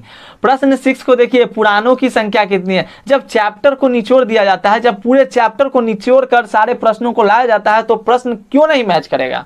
मेहनत कीजिएगा तो जरूर मैच करेगा। पुराणों की संख्या कितनी है? ऑप्शन है 18, 81, 29 या 108। तो भैया उपनिषदों की संख्या 108 थी, पुराणों की संख्या, गरुड़ पुराण सब जानते हैं ना पुराणों के बारे में, तो पुराणों की संख्या कितनी थी? 18। क्या 18 को लॉक किया जाए वहां से? 18 आपके सही जवाब है। प्रैक्टिस करवा रहा हूं, याद कर लीजिएगा। लाइव क्लासेस भी दूंगा और लाइव क्लासेस तभी देने में मजा आता है जब आपके पास कंसेप्ट रहे। तो मैं बिना कंसेप्ट दिए लाइव क्लासेस देने का मुझे मन नहीं करता, बट आप लोग जोर जबरदस्ती करते हैं कि सर लाइव क्लासेस लाइए, तो इसलिए मैं लाइव क्लासेस लाता भी हूं। लेकिन कंसेप्ट वाली वीडियो आ रही है तो उस पर भी आप लोग को भरपूर प्यार दिखाना है और उस वीडियो को देखना है। चैनल पे नए होंगे तो चैनल को सब्सक्राइब कर लीजिएगा, वीडियो समझ में आ रही तो वीडियो को लाइक भी कर दीजिएगा। तो चलिए 7 नंबर प्रश्न हमारा नेक्स्ट जो अगला प्रश्न है मजेदार रहने वाला है। 7वां नंबर प्रश्न कहता है कि गोत्र का आधार क्या था? मैंने पढ़ाया था चैप्टर में, आदि यदि आपने पढ़ा था बताइएगा, आपने पढ़ा था हाँ या ना? आपने चैप्टर वाले वीडियोस को पढ़ा था, एक्सप्लेनेशन जो मैंने कराया था, बताना है सभी को हाँ या ना। आपने पढ़ा था तो बिल्कुल पढ़ा होगा, मुझे आशा है, उम्मीद है। तो दोस्तों गोत्र का आधार क्या था आपको बताने हैं और इस वीडियो पे व्यूज आपके बहुत ज्यादा आने चाहिए और लाइक्स भी आने चाहिए। तो वीडियो को लाइक भी कर दीजिएगा, क्योंकि मेरी मेहनत का एक ही तो फल होता है, लाइक और आपके सब्सक्राइब, व्यूज, यही करना है आपको। तो गोत्र का आधार क्या था? तो याद रखिएगा, किसी वैदिक ऋषि का नाम जो होता था वही गोत्र में दे दिया जाता था और उसी ऋषि से उसका संबंध माना जाता था। तो गोत्र का आधार क्या था? जो आपके पुराने थे, जो आपके प्राचीन जो इतिहास था हमारा, उसमें गोत्र का आधार क्या था? तो किसी वैदिक ऋषि का नाम। याद हो रहे हैं या नहीं प्रश्न आपको? ये भी आपको बताना है और बताना है कि आपको मेरी बातें समझ में आती है, क्योंकि मैं हर एक वीडियो में आपको कहता हूं कि अगर आप मेरी बातों को सुनिएगा तो फायदे में रहिएगा। इसलिए बातों को अच्छे से सुनिए, कंसेप्ट के साथ याद कीजिए। हालांकि ये जो चैप्टर है वो करा दिया गया, तो मैं ज्यादा कंसेप्ट इसमें नहीं एक्सप्लेन कर रहा हूं, क्योंकि उसमें तो ऑलरेडी यही सारी बातें बताई गई है। अब देखिए असंस्कृत, असंस्कृत कहने का मतलब हुआ कि जो संस्कृति नहीं थे, ठीक है, असंस्कृत भाषी, जो नहीं संस्कृत बोलते थे, लोगों को क्या कहकर हे दृष्टि से देखा जाता था? आपको पता है ना, असंस्कृत भाषी। तो मैंने पढ़ाया था आपको, क्या बोला जाता था उनको? ऑप्शन देखिए, निषाद है, मल्लेच है, कण्व है या कन्निक है, वनिक है, वनिक सॉरी। तो क्या हो जाएगा? वनिक। वनिक से भी मैंने प्रश्न को बनाया। वनिक किसे कहा जाता था? व्यापारियों को। याद रखिएगा, व्यापारियों को वनिक कहा जाता था। प्रश्न आपके बने हुए हैं, या इस वीडियो में आपको 30 प्रश्न देखने को मिलेंगे और प्रश्न सारे के सारे इंपॉर्टेंट है और प्रश्न मैंने बना दिया है। और लास्ट में तो मैंने आपके लिए एक प्रश्न भी छोड़ा है, ये देखने के लिए कि मेरी वीडियोस को लास्ट तक कौन कौन स्टूडेंट देखते हैं, क्योंकि वो प्रश्न आपके लिए है। और जो स्टूडेंट लास्ट तक जाएगा साथियों, वही उस प्रश्न को देख पाएगा और उसका आंसर कमेंट कर पाएगा, जिससे कि मुझे पता चल जाएगा कि मेरी वीडियोस को लास्ट तक कौन देखता है, कौन स्किप कर देता है, कौन वीडियो को बस थोड़ा सा देखकर छोड़ देता है। तो इसी को देखने के लिए मैंने मैं छोड़ूंगा, मैं हर वीडियोस के बीच में या लास्ट में मैं बताऊंगा तो नहीं आपको, लेकिन एक क्वेश्चन को आपके लिए जरूर से जरूर छोड़ूंगा। तो असंस्कृत भाषी लोगों को क्या कहकर हे दृष्टि से देखा जाता था? तो मलेच कहा जाता था। नहीं घर में देखते हैं, मलेच घेर ले है, 10 दिन से नहाया नहीं है, नहाना चाहिए ना। अरे हम ही सोए हुए रहते हैं, 4-5 दिन नहीं नहाते हैं ऐसा मत सोचिए कि नहीं नहाते हैं, हाँ तो 4-5 दिन नहीं नहाते, ठंड का दिन रहता है तो क्या किया जाए? तो मम्मी कहते एकदम मलेच घेर दिया इसको। तो इस तरह से याद रखिएगा। अगला हमारा प्रश्न है, रुक करेंगे अगले प्रश्न की ओर और इसे कीजिएगा आप लोग। देखिए, शवों और मृत पशुओं को छूने वाले को क्या कहा जाता था? अभी हम लोग क्या कहते हैं, उसको डोम कहते हैं ना, लेकिन पहले सॉरी डोम कहते हैं, ठीक है। तो अभी की बात नहीं करें, पिछले जो आपके पुराने इतिहास थे उसमें की बात की जा रही है कि शवों और मृत पशुओं को छूने वाले को क्या कहा जाता था, यानी कि जो शव को और मृत पशुओं को छूते थे उन्हें क्या कहा जाता था दोस्तों? ऑप्शन है वैश्य, वैश्य, चंडाल, गिद्ध या निषाद। बताइएगा। तो बिल्कुल चंडाल कहा जाता था। और चाइना के यानी कि चीन के जो यात्री थे हमारे यहाँ आए थे, उनका नाम मैं आपको वीडियो के 29 नंबर क्वेश्चन में मैंने उनका नाम रखा है, तो आप लोग को वेट करना है। हालांकि मैंने पढ़ाया तो आपको तो याद होगा ही। उन्होंने बताया था कि उनको क्या करना होता था, जब चंडाल लोग आते थे ना तो वो अपने करताल बजाते हुए आते थे कि ताकि जो बड़े जो लोग होते थे, क्षत्रिय लोग होते थे, उनकी नजर उन पर ना पड़े। नहीं तो वो लोग क्या समझते थे, पहले बहुत था, पहले बहुत कुरीतियां थी, धीरे धीरे उन सभी कुरीतियों को बंद किया गया। सती प्रथा से कुछ दिन ही पहले था ना, राजा राम मोहन राय जी ने सही किया उसे। तो इस तरह से याद रखना है। अभी भी हमारे समाज में बहुत सारी कुरीतियां हैं, अभी भी समाज में हमारे बहुत सारी कुरीतियां हैं। 18 से जिनको तो किसी से प्यार हुआ होगा तो कह रहे हो कि लव मैरिज वाला सर बहुत बड़ी कुरीतियां हैं, उसको खत्म होना चाहिए। वो अगर कुरीति खत्म हो गया तो हम लोग आजाद हो जाएंगे शादी करने के लिए। चलिए 10 नंबर प्रश्न कहता है, सूत पिटक नाम का ग्रंथ किस धर्म से संबंधित है? हाँ, ये तो बात सही है। समाज नहीं ना बनाया है कि हाँ इसके यहाँ गोत्र के अंदर शादी करना है, एक गोत्र के अंदर करना है, एक जाति के अंदर करना है। अभी हमारे यहाँ जाति चल रहा है। पुराने भारत में क्या चलता था, पुराने इतिहास में गोत्र चलता था, और एक गोत्र से एक गोत्र में उसे कहा जाता था अंतर विवाह, और एक गोत्र से दूसरे गोत्र में उसे कहा जाता था बाह्य विवाह, राक्षस विवाह, दैव विवाह। सारी की बातें मैंने आपको बताई थी। तो बहुत सारे विवाह होते थे, अभी भी होते हैं। भीम ने हिडिंबा के साथ कौन सा विवाह रचा था, हम लोग इन सभी कंसेप्ट को करेंगे। तो सूत पिटक नाम का ग्रंथ किस धर्म से संबंधित है? किया होगा आप लोगों ने। हाँ बिल्कुल, बौद्ध धर्म। तो वेरी गुड, ऑप्शन भी आपके सही जवाब। बौद्ध धर्म याद रखना है। सूत पिटक नाम का किससे संबंधित है? तो बौद्ध धर्म से। इसे तो याद रखनी है। और बढ़े अगले प्रश्न की ओर। तो देखिए अगला प्रश्न है हमारा 11 नंबर आ गया है आपके स्क्रीन पे, फटाफट से करेंगे सभी लोग। कहता क्या है कि अष्टाध्यायी के रचयिता कौन थे? वेद व्यास ने क्या रचा? महाभारत, वाल्मीकि जी रामायण, पाणिनि जी। बिल्कुल, अष्टाध्यायी के रचयिता आपके पाणिनि। और हरिसेन का तो आप लोग जानते हैं, हरिसेन का आप लोग जानते हैं, मैं नहीं बताऊंगा, हरिसेन का आप लोग जानते हैं। कलहन का, हरिसेन का, वाल्मीकि, वेद व्यास, पाणिनि। तो ये सब आपको याद रखना है। अगला हमारा प्रश्न है 12 नंबर। देखिए एक इंपॉर्टेंट प्रश्न, एनसीईआरटी का सारा प्रश्न सिलेक्टेड है, और कुछ प्रश्न आपको जो प्रीवियस एग्जाम में पूछ दिए गए हैं उसे भी मैंने इसमें कवर कर दिया। सो टेंशन नहीं लेना है। यदि आप इस चैप्टर को पूरा ऑब्जेक्टिव कर लेते हो तो ये जो आपका चैप्टर का ऑब्जेक्टिव होगा, इस चैप्टर से जितने भी ऑब्जेक्टिव पूछ जाएंगे वो आपका छूटने वाला नहीं है। विश्वास करना है, पढ़ना है, अच्छे तरीके से चला। और बार बार मैं एक ही बात बोलूंगा कि इंपॉर्टेंट है, इंपॉर्टेंट है, आप लोग भी इग्नोर फील कीजिएगा। इसलिए जो भी पढ़ा रहा हूं वो इंपॉर्टेंट है, समझ लीजिए, आप आज समझ लीजिए, ठीक है। तो 12 नंबर प्रश्न देखिए, किसने अपने आप को एक अनूठा ब्राह्मण और साथ ही क्षत्रिय के दर्प का हनन करने वाला बताया? किसने बताया था? यानी कि क्षत्रिय के दर्प को क्या करता था, ये हनन करता था और अपने आप को एक अनूठा ब्राह्मण के रूप में प्रस्तुत करता था। कौन था? तो ऑप्शन देखिए, ऑप्शन के अकॉर्डिंग बात, अगर आप लोग ऑप्शन देखिए, मैं डायरेक्ट आंसर बताता हूं। सही आंसर आपका ऑप्शन पी है, गौतमी पुत्र श्री सातकर्णी। तो गौतमी पुत्र श्री सातकर्णी ने अपने आप को एक अनूठा ब्राह्मण बताया और साथ ही साथ क्षत्रिय के दर्प का हनन करने वाला भी इसने अपने आप को बताया था। तो प्रश्न आपके कंप्लीट हो रहे हैं या नहीं, आपको याद हो रहा है या नहीं, आप लोग बताइएगा, क्योंकि पढ़ा रहा हूं आपको तो आप ही लोग बताइएगा। और अपना वेबसाइट है www. या डायरेक्ट आप गूगल पे सर्च करोगे सॉफ्ट स्टडी आकाश कुमार, तो आपको अपना वेबसाइट मिल जाएगा और वहीं से इसके आपके नोट्स आपको यहाँ पे मिल जाएंगे आंसर सहित, ठीक है। तो उसे भी आप लोग कर लीजिएगा। नेक्स्ट हमारा प्रश्न यहाँ पे बनता है प्रश्न संख्या 13। देखिए, पांडव और कौरव किस वंश से संबंधित थे? हालांकि मैंने आपको क्या बोला, ये जो चैप्टर किससे रिलेटेड था, महाभारत से। तो प्रश्न क्या कहता है कि पांडव और कौरव जो थे वो किस धर्म से संबंधित थे? दोस्तों धर्म बोल दिया ना मैंने, तो यही कंसेप्ट को आपको ध्यान देना है। वंश होगा, हो जाती है कभी कभी गलतियां, कर ले गलती से मिस्टेक, यही उम्र है, कर ले गलती से मिस्टेक, दिल उल्लू का पट्टा। चलिए 13, पांडव और कौरव किस वंश से संबंधित है? दोस्तों मिस्टेक हो जाती है तो उस बात को किसी तरह से आप लोगों को मजाकिये में कर देता हूं ताकि आपको लगे ना। तो मैंने धर्म बोला था लेकिन क्या होगा, वंश होगा। तो पांडव और कौरव किस वंश से संबंधित है दोस्तों? तो 13 का आपका सही आंसर क्या हो जाएगा? वेरी गुड, कुरु। तो कुरु आपके सही जवाब। मगध तो आपको पता है, मगध पे किसका शासन है? पांचाल, अवंती। कुरु आपके सही जवाब।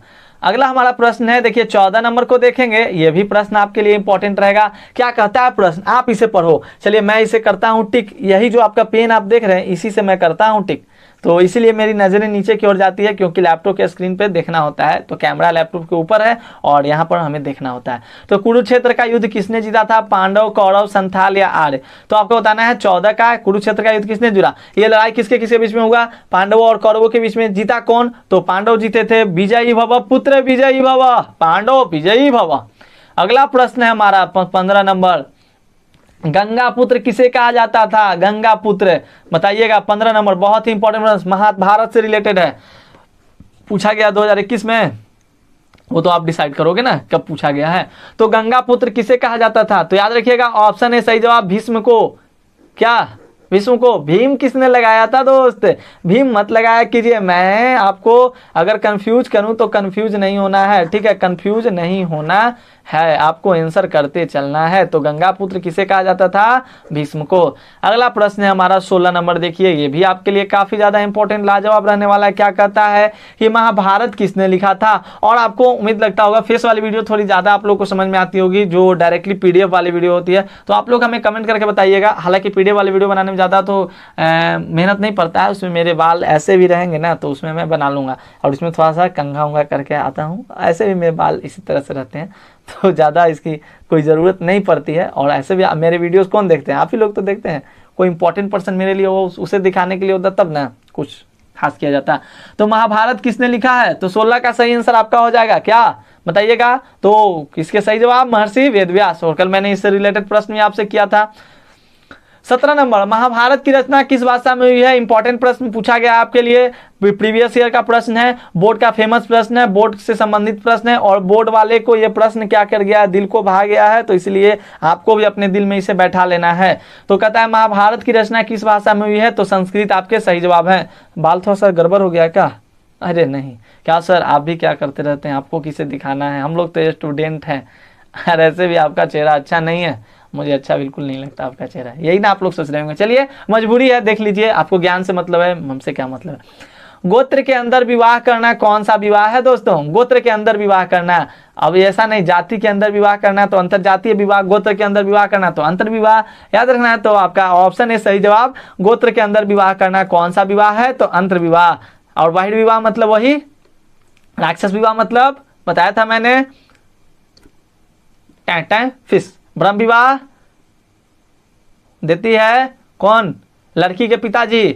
अरे याद रखा करो दोस्त, आपके लिए है, आपके लिए है। तो गोत्र के अंदर विवाह करना कौन सा विवाह है? अंतर विवाह। सर बोल रहे हैं सर बहिर्विवाह अभी नहीं चलेगा क्या? अरे चलेगा, हाँ, बहिर्विवाह के चक्कर में मत लो, पढ़ो लिखोगे बनोगे नवाब।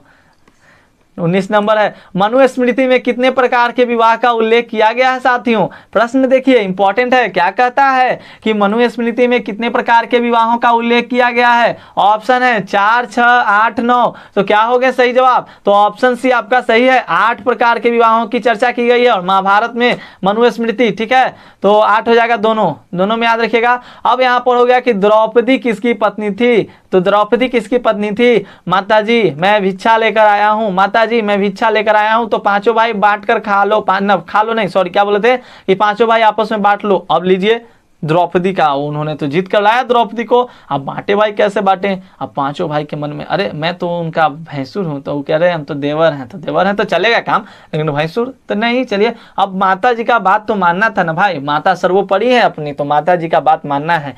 तो ये द्रौपदी जो थी किसकी पत्नी थी? तो इन सभी की, अर्जुन, नकुल, सहदेव, भीम सब। अगला प्रश्न है हमारा, अगला 21 नंबर देखिए, 21 नंबर बहुत इंपॉर्टेंट है, एनसीईआरटी का प्रश्न है, सिलेक्टेड है। मत्स्यकटिकम नामक नाटक का लेखक कौन था? मत्स्यकटिकम नामक नाटक का लेखक कौन था? तो शूद्रक, याद रखिएगा कौन? शूद्रक दोस्तों। मेगास्थनीज के बारे में आप जानते हैं, इंडिका, कौटिल्य के बारे में जानते हैं, और साथ विशाखदत्त के बारे में जानते हैं, मुद्रा राक्षस। तो सारे प्रश्न इंपॉर्टेंट है, ध्यान देंगे। अगला प्रश्न है 22, कहता है विवाह के समय मिले उपहार जिसे स्त्री धन की संज्ञा दी गई थी उन पर स्वामित्व किनका था? यानी कि विवाह के समय पहले क्या होता था? लड़कियों को स्त्री धन यानी कि दहेज के रूप में दिया जाता था, जिसे स्त्री धन की संज्ञा दी जाती थी। तो कहता है प्रश्न हमारा कि जो स्त्री धन दिया जाता था, स्त्री धन की संज्ञा दी गई थी, उस पर किनका अधिकार था? लड़कियों के। अगर पिताजी ने उसे कुछ दे दिया लड़कियों को तो उस पर किसका अधिकार हो जाता था? तो उसके इस पर किसका अधिकार हो जाता था? स्त्रियों का, यानी कि उसी लड़की का। ठीक है, तो ध्यान दीजिएगा। अगला हमारा प्रश्न है माता पिता का अधिकार नहीं होता था। अब वाला बात नहीं है कि हमको बेटा का इतना दहेज चाहिए, चाहिए तो चाहिए भाई, नहीं चाहिए तो जाइए, नहीं शादी करेंगे, लड़की सुंदर है चाहे कुछ। अरे देखिए लड़की सुंदर तो कर लीजिए ना, लड़की सुंदर रहे, लड़की पढ़ी लिखी रहे, नहीं सुंदर भी रहे लेकिन पढ़ी लिखी रहे, समझदार है तो कर लेना चाहिए, नहीं तो वही ना, ज्यादा दहेज लीजिएगा तो मरबे करेगी। सबसे बड़े वेद का नाम क्या है? सबसे बड़े वेद का नाम क्या है? यजुर्वेद, अथर्ववेद, ऋग्वेद, सामवेद। आप उसकी मजबूरियों को समझिएगा, वो भी आपकी मजबूरियों को समझेगी, आपके साथ रहेगी, आपके साथ अच्छे तरीके से रहेगी। और क्या होता है, जीवन में नेचर बहुत ज्यादा मायने रखता है। हाँ, माना कि रूप रंग भी थोड़ा सा मायने रखते हैं, बट नेचर भी ज्यादा मायने रखता है दोस्तों। तो सबसे बड़े वेद का नाम क्या है? तो मैंने आपको बताया कि वेद कितने हैं? 4 हैं। ठीक है, वेद कितने आपके? 4 हैं, यजुर्वेद, अथर्ववेद, ऋग्वेद और सामवेद। लेकिन बात की जा रही है सबसे बड़े वेद की, तो क्या हो जाएगा? ऋग्वेद। आपके सही जवाब हो जाएंगे, तो ऋग्वेद वाले बिल्कुल सही हैं। अगला हमारा प्रश्न है, देखिए 24 नंबर, कहता है कि पितृवंशीय व्यवस्था में पिता के बाद स्थान किसे प्राप्त होता है? हाँ, महाभारत में क्या हुआ? महाभारत में क्या हुआ? मर गए थे ना कौन? पांडव के पिताजी। तो उनके भाई को क्या मिला? भाई को राजगद्दी मिला। ठीक है, क्योंकि जो उनके बेटे थे वो उस टाइम एलिजिबल नहीं थे राजपाट को संभालने के लिए। जैसे हमारे यहाँ अभी क्या है, 18 साल से आप नीचे रहिएगा तो वोट नहीं दे सकते, उसी तरह से उस टाइम के भी कुछ नियम थे, कायदे थे, जिसके कारण उनके भाई को बनाया गया। और बाद में वो जानते हैं दुर्योधन क्या किया? बोला कि नहीं, अब हम अगर आप दे दीजिएगा उन लोगों को राजपाट है, तो एक गांव देने पर भी मना कर दिया था, 5 गांव नहीं दिया था, तभी तो जाकर महाभारत हुआ। अगर वो 5 गांव दे देता तो महाभारत होता? नहीं होता।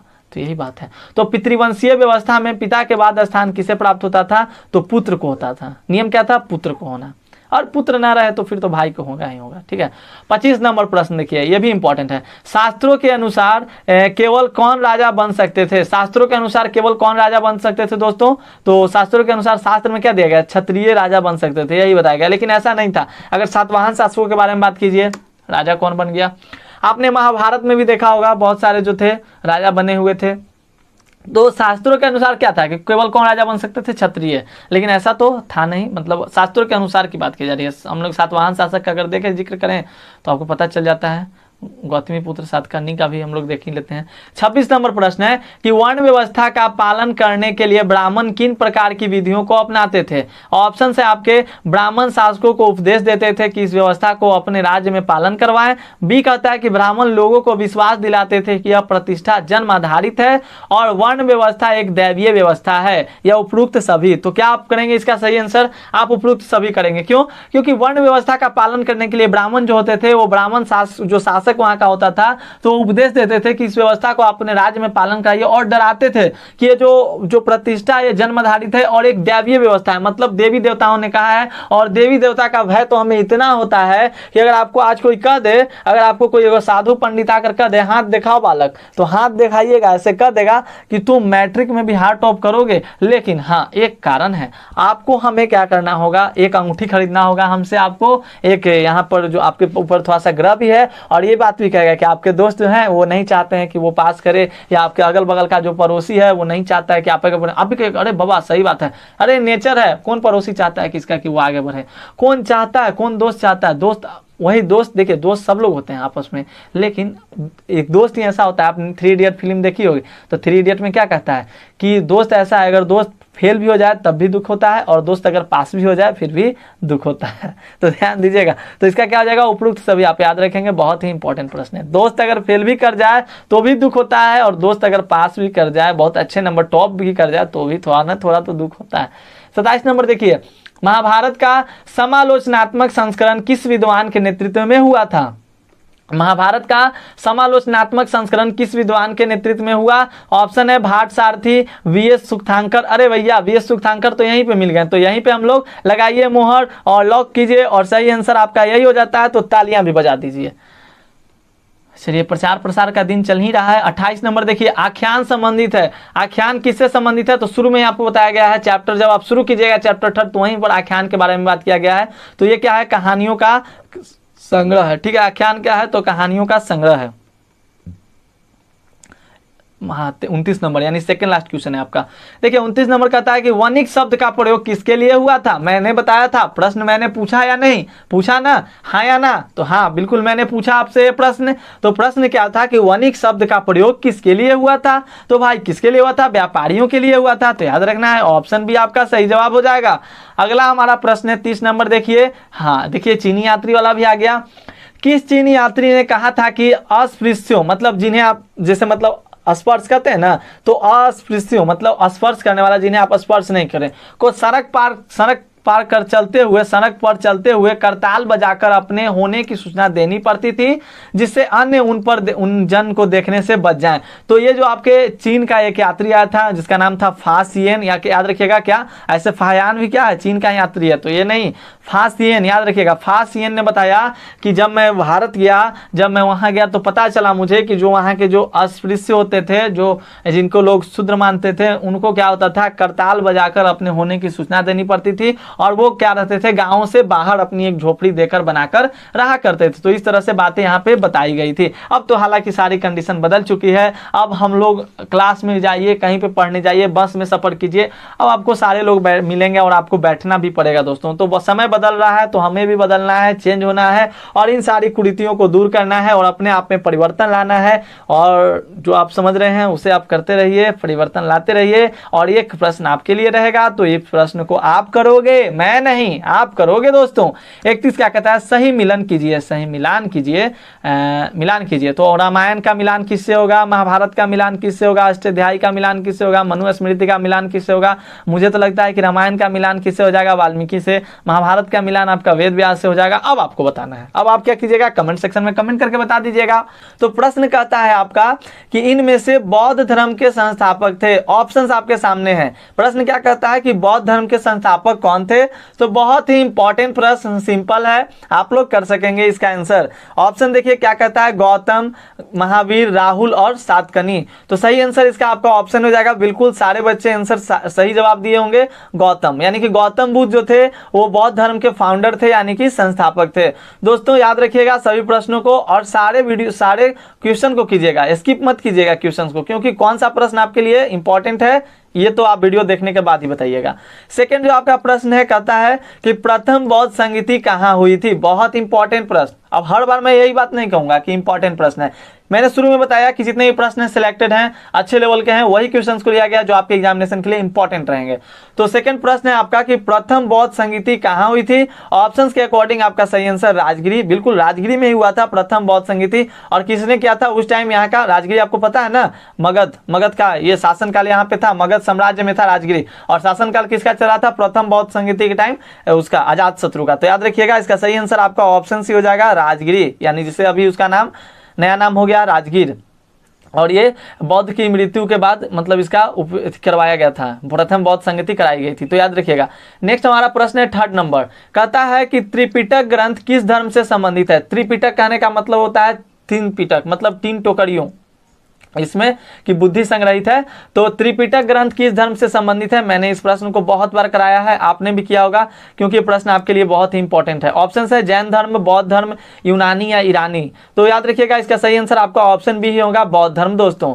और आंसर को आपको अगर पहले से याद रहे तो नीचे कमेंट सेक्शन में जरूर से जरूर कमेंट कीजिएगा। आपके कमेंट को देखकर नहीं तो मेरा दिल खुश होता है। मैं देखता हूँ जब मैं वीडियोज को अपलोड कर देता हूँ, उसके बाद आप लोगों के जो कमेंट्स आते हैं उस कमेंट्स को देखकर मैं तृप्त हो जाता हूँ, मैं बहुत प्रफुल्लित होता हूँ, खुशी मुझे मिलती है कि आप लोगों ने कम से कम प्रश्नों को किया। तो हालांकि आज तक किसी स्टूडेंट ने हमसे आज तक एक भी कमेंट में प्रश्न नहीं पूछा, ये भी एक अपने आप में यूनिक बात है।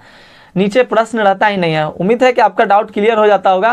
4 नंबर हमारा प्रश्न देखिए क्या कहता है कि स्तूप का संबंध किस धर्म से है। बहुत ही इंपॉर्टेंट प्रश्न ये भी आपके लिए है। कहता क्या है कि स्तूप का संबंध किस धर्म से है। स्तूप आपको पता है, सांची के स्तूप के बारे में मैं बात कर रहा हूँ, मध्य प्रदेश में है ना। तो देखिए किसका संबंध है, तो ऑप्शन है आपके सही जवाब जाएंगे बौद्ध धर्म। याद रखिएगा स्तूप का संबंध किससे, बौद्ध धर्म से। और इस समय MCQ यानी कि ऑब्जेक्टिव क्वेश्चंस का क्या चल रहा है, क्रेज चल रहा है। CBSE को देखिए, जैक बोर्ड को देखिए, बिहार बोर्ड को देखिए। CBSE ने तो टर्म 1 में पूरा का पूरा ऑब्जेक्टिव ही कर दिया है। टर्म 1 में पूरा का पूरा ऑब्जेक्टिव हो गया है CBSE का। और बिहार बोर्ड में ऐसा है नहीं, बिहार बोर्ड का 19 तारीख से एग्जामिनेशन है, तो थोड़ा आप लोग ध्यान दीजिएगा। नेक्स्ट जो हमारा प्रश्न है 5 नंबर कहता है महात्मा बुद्ध को ज्ञान की प्राप्ति कहाँ हुई। एमपी बोर्ड में भी किया गया, ऑब्जेक्टिव प्रश्नों की संख्या बढ़ा दी गई है, जैक बोर्ड में भी। तो सारे के सारे बोर्ड के लिए इंपॉर्टेंट प्रश्न है, मैं जितने भी प्रश्न होता है एनसीईआरटी से सिलेक्ट करता हूं। तो प्रश्न 5 कहता है कि महात्मा बुद्ध को ज्ञान की प्राप्ति कहाँ हुई। ऑप्शन है लुम्बिनी, बोधगया, सारनाथ और कुशीनगर। तो उम्मीद रहेगा मेरा आपसे 100 में 100% की जितने भी स्टूडेंट्स इस वीडियो को देख रहे हैं, जितने भी मेरे दोस्त इस वीडियो को देख रहे हैं, आप में से ज्यादातर लोगों ने ऑप्शन बी ही किया होगा, बोधगया। और बिल्कुल दोस्तों बोधगया आपके सही जवाब है, याद रखिएगा। महात्मा बुद्ध को ज्ञान की प्राप्ति कहाँ हुई थी, तो बोधगया में हुआ था। बहुत ही लाजवाब प्रश्न ये है। बढ़ेंगे हम लोग अपने अगले प्रश्न की ओर। हमारा अगला प्रश्न है, देखते हैं क्या कहता है। अरे आ गया, बहुत इंपॉर्टेंट और लाजवाब प्रश्न। देखिए क्या कहता है, 6 नंबर कहता है कि श्वेतांबर और दिगंबर का संबंध किस धर्म से है। श्वेतांबर और दिगंबर का संबंध किस धर्म से। आंख मुनिए और याद कीजिए, आंख को बंद कीजिए और याद कीजिए, बोलिए आंख बंद करके कि श्वेतांबर और दिगंबर का संबंध किस धर्म से है। तो इसका सही आंसर क्या हो जाएगा आपका, ऑप्शन सी, जैन धर्म से। और दोस्तों जैन धर्म के जो संस्थापक आपके थे, याद रखिएगा, महावीर स्वामी। जैन धर्म के संस्थापक आपके महावीर स्वामी। और ये जो महावीर स्वामी थे वो जैन धर्म के 24वें तीर्थकार थे। तीर्थकार कहने का मतलब होता है जो इस टाइम के हमारे जो टीचर होते हैं ना अभी हमारे पास, तो उस टाइम इन्हें शिक्षकों को तीर्थकार कहा जाता था, ठीक है। और ऋषभ देव जो थे, वो ऋषभ देव प्रथम तीर्थकार थे। तो 24वें तीर्थकार के बारे में याद रखना है। और आपके पहले तीर्थकार ऋषभ देव थे, तो ये याद रखना है। और श्वेतांबर और दिगंबर का संबंध किस धर्म से है, तो जैन धर्म से। उम्मीद देखिए अभी आप जितने भी प्रश्न को, मान लीजिए इस वीडियो में आपको 30 प्रश्न कराने वाला हूँ, और इस वीडियो में मैंने आपके लिए एक प्रश्न भी छोड़ा है, तो आपको वीडियो को पूरा देखना है और उस प्रश्न का आंसर भी देना है। मान लीजिए इस वीडियो में आपको 30 प्रश्न कराने वाला हूँ, ठीक है। तो आपको 30 में से कम 25 प्रश्न आपको आज इस वीडियो को देखते टाइम याद हो जाना चाहिए। और 5 प्रश्नों को या तो आप कॉपी में नोट कर लीजिए इन सभी प्रश्नों को, अन्यथा इस वीडियो को 2 बार आप देख लीजिए, तो उससे भी आपको फायदे हो जाएंगे, ठीक है। तो इसका जैन धर्म हो जाएगा। श्वेतांबर और दिगंबर का संबंध किस धर्म से है, जैन धर्म से। तो these are the most important questions for your examination and also for your knowledge. तो दोस्तों सारे प्रश्नों को अटेम्प्ट कीजिए, अच्छे तरीके से कीजिए और लयबद्ध तरीके से कीजिए। हाँ, लयबद्ध तरीके से करना है। एशिया में प्रसिद्ध बौद्ध ग्रंथों की खोज में श्वेन त्सांग और फासियन किस देश से भारत यात्रा पर आए थे। आपने कल चैप्टर 3 का ऑब्जेक्टिव किया था। चैप्टर 3 वाले ऑब्जेक्टिव में मैंने 30 नंबर प्रश्न में देखिए एक क्वेश्चन कराया था, उसमें इस यात्री का नाम आया था। उस यात्री का नाम था फासियन। फासियन ने बताया क्या था कि जब चंडाल निकलते थे तो उनको क्या करना पड़ता था, करताल बजाकर उनको आगे की ओर, करताल बजाते हुए सारे लोगों को इन्फॉर्म यानी कि नोटिफिकेशन दे देना होता था कि भैया हम आ रहे हैं, तुम लोग साइड हो जाओ, अन्यथा तुम लोग की नज़र हम लोग पे पड़ जाएगा, तो हम लोग को तुम छोटा मानते हो तो दिक्कत हो जाएगा ना। तो यही बताया गया था उसमें। तो एशिया में प्रसिद्ध बौद्ध ग्रंथों की खोज में श्वेन त्सांग और फासियन किस देश से भारत यात्रा पर आए थे। बिल्कुल दोस्तों आप लोगों ने चीन किया होगा, तो याद रखिएगा चीन बिल्कुल सही जवाब है और मैं आपके साथ बिल्कुल हूँ। चीन आपके सही जवाब है, याद रखना है।